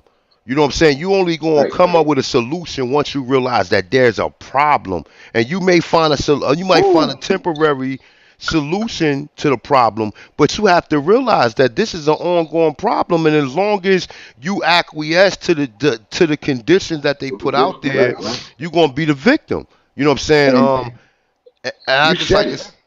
You said it though. The bad part is that what is it too late when they actually realize? It's only too late. It might be too late for certain generations, but the new generation now, like I'm quite sure you got grandkids or you got you know what I'm saying. So I'm quite sure you're a totally different man than you was in your 20s. So And like I said, and a lot of it is through, acquiescing. And I say this, like, for me personally, right? I went through Talbot Hall when I was locked up, right, in Bo Robinson, right? So I always I always try to maintain my status because I know mad people, so I ain't got no real reason to be getting into no drama. I ain't part of no you was in Bo gang. Robinson house? Yeah. I was in Bo Robinson. I was in. I know God probably been there before. You said you was in Southwoods. I was in Bo Robinson and I was in Talbot Hall. So I was look, in Southwoods, I was in Southern State, I was in Trenton, I was in Rawway. You know what I'm saying? but one thing I say this, right? See, like this what I got. This is what I got smart on. I got smart on some of the philosophies. Like, boom, in Bo Robinson, they got these signs, right? Yeah, And these signs are really psychological examples of what you don't want to be. But you got so many niggas trying to play cool, man. Fuck this programming shit. Fuck this. And look, I was ducking the programming shit too. But there's certain. I was the head expediter in Bo Robinson, bro. What year was you there? Yeah. I was there in 2006. I was there 2002. I was there. Well, I was in Talbot Hall too because I went to Telly House twice, right? But and I went to Harbor House, and I liked it. Harbor House is in Hoboken. That shit is right in the middle of the town, bro. Like, so I used to work at Newport Mall, take the light rail from home. It was a totally different scenery for me. Like, I wasn't in North. I'm looking at how regular people, you know what I'm saying, and how, how they interact. And I'm like, yo, this is how we supposed to be living. You know what I'm saying? But the halfway house on my block, I got locked up on both times, bro. They put me in Ballantyne House on Westminster Ave. That's the block that I got all my charges. Ballantyne House is what's the name? That's a what the fuck they call that? That's a work. That's a work release. Work house. A work house like Q House was. Yeah. It's like Q House, yeah. Yeah, I was, man, yeah. Ballantyne House was cool, bro. Yeah. No, I remember that was a house. It was a whole house. I remember seeing that shit. Yeah. Because in New York they call them, work release and transition house. Hell yeah. But when I was in there, them signs start making sense. Like, and even some of the philosophies, like, you know what I'm saying, attitudes and, the seven habits of highly effective people, the 17 tactics. These are real philosophies, psychological philosophies that people who pay a lot of money got access to this type of shit. And that serves as laws of our social construct. Bro, that's right. When you start getting the Robert Greens and all of these people who be promoting this psychological shit, you start seeing a lot of that stuff that you seen that was in some of these assessment centers and halfway houses in that literature. But see what they doing is this, right? They're betting against us. They're betting against us because they know a lot of niggas don't want to accept change. And they're betting against it. I bet you all of this stuff, we're putting the top clinical stuff to help people change that they got in drug programs, what the fuck is I can't think of the Narcotics Anonymous, Alcoholic Anonymous. These are the top clinical philosophies that a lot of them people use. And even when you hear about these entertainers, when they be going away for 2 weeks to get off of drugs and shit, this is the same shit that they program them with. You know what I'm saying? Yep. So, and they bet against us. You know what I'm saying? Right, but they provide them with the resources in the environment to benefit from that same mental training. With us, they just put us back out in the wilderness and expect for us to be civil amongst savages. And that's what we don't realize, my brother. But you know what, though? Perfect breakdown. You know what, though, God? I tell you like this, though, right? For everybody, that ain't the case, man. Everybody always get around somebody. See, all right, so boom, like, so when you in them spots, you got the niggas who running with the gangs. Then you got the niggas who running with their town.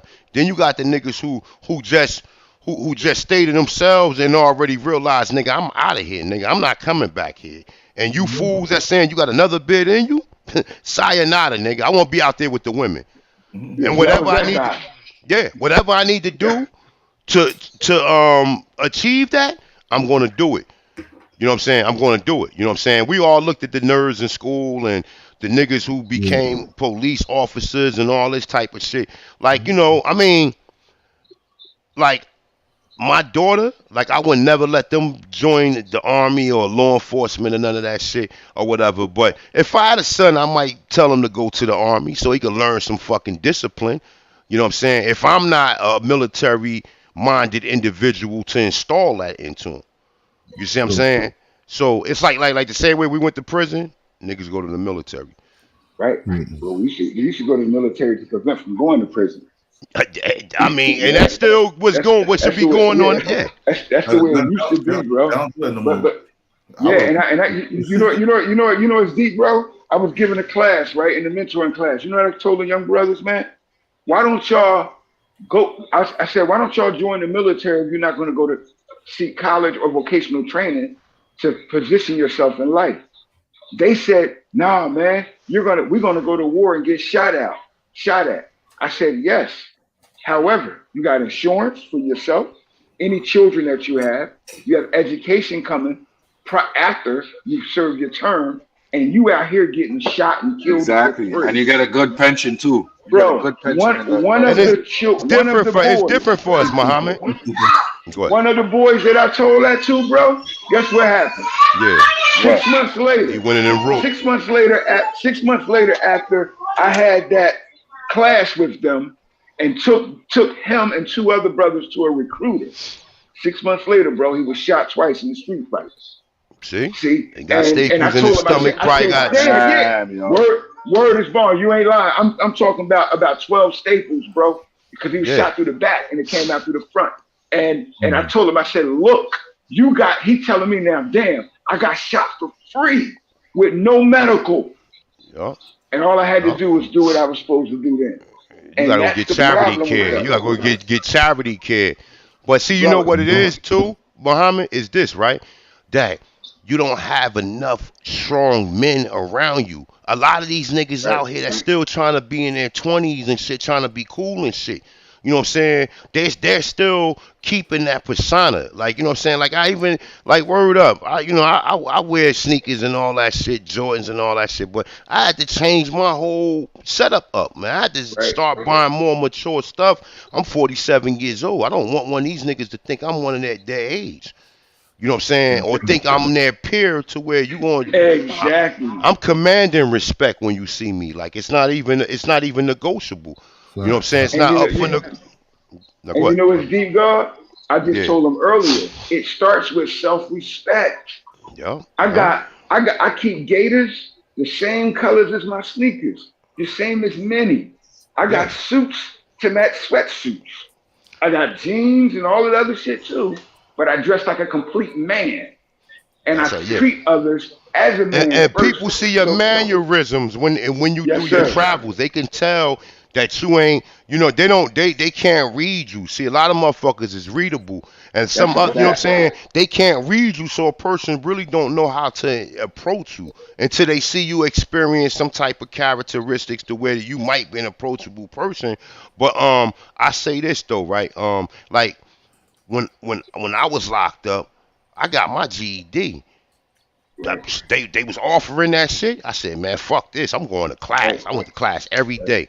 I got 3 degrees, man. I got associates, a bachelor's, and I have an MBA, right? And I'm not saying, listen, I started going to school because them niggas was giving me checks.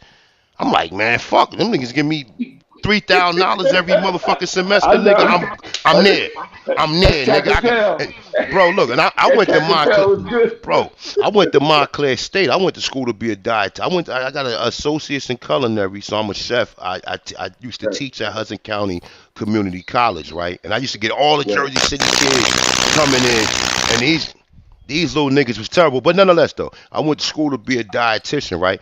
These niggas was paying me to go to school, and I'm like, man, I'm there. $3,000 an extra $6 grand that's untaxable. a year, I'm taking that money grip, and I'm there in the classes. None of these niggas know my story. They don't know I've ever been to jail. They treat, you know what I'm saying? I'm among all types of individuals, Indians, Chinese, white people. You know what I'm saying? And you know, it's only a few of us in them chairs, and I have to kind of sometimes ask, like, because a lot of them are Africans. Yep. So I'm listening for the last names. That's what I'm listening for. Oh, her name Williams. Okay, all right, that's a nigga. Okay, brothers. I'm sorry, I gotta end this right now, man. This is a great bill. I'm glad you brothers came up to bill me. Appreciate you. You know what I'm saying? I'm gonna hit both of y'all brothers up, man. I got y'all math in the back. Yeah. Definitely hit my math, and I'm gonna get your math, and then I'm gonna connect you with my connected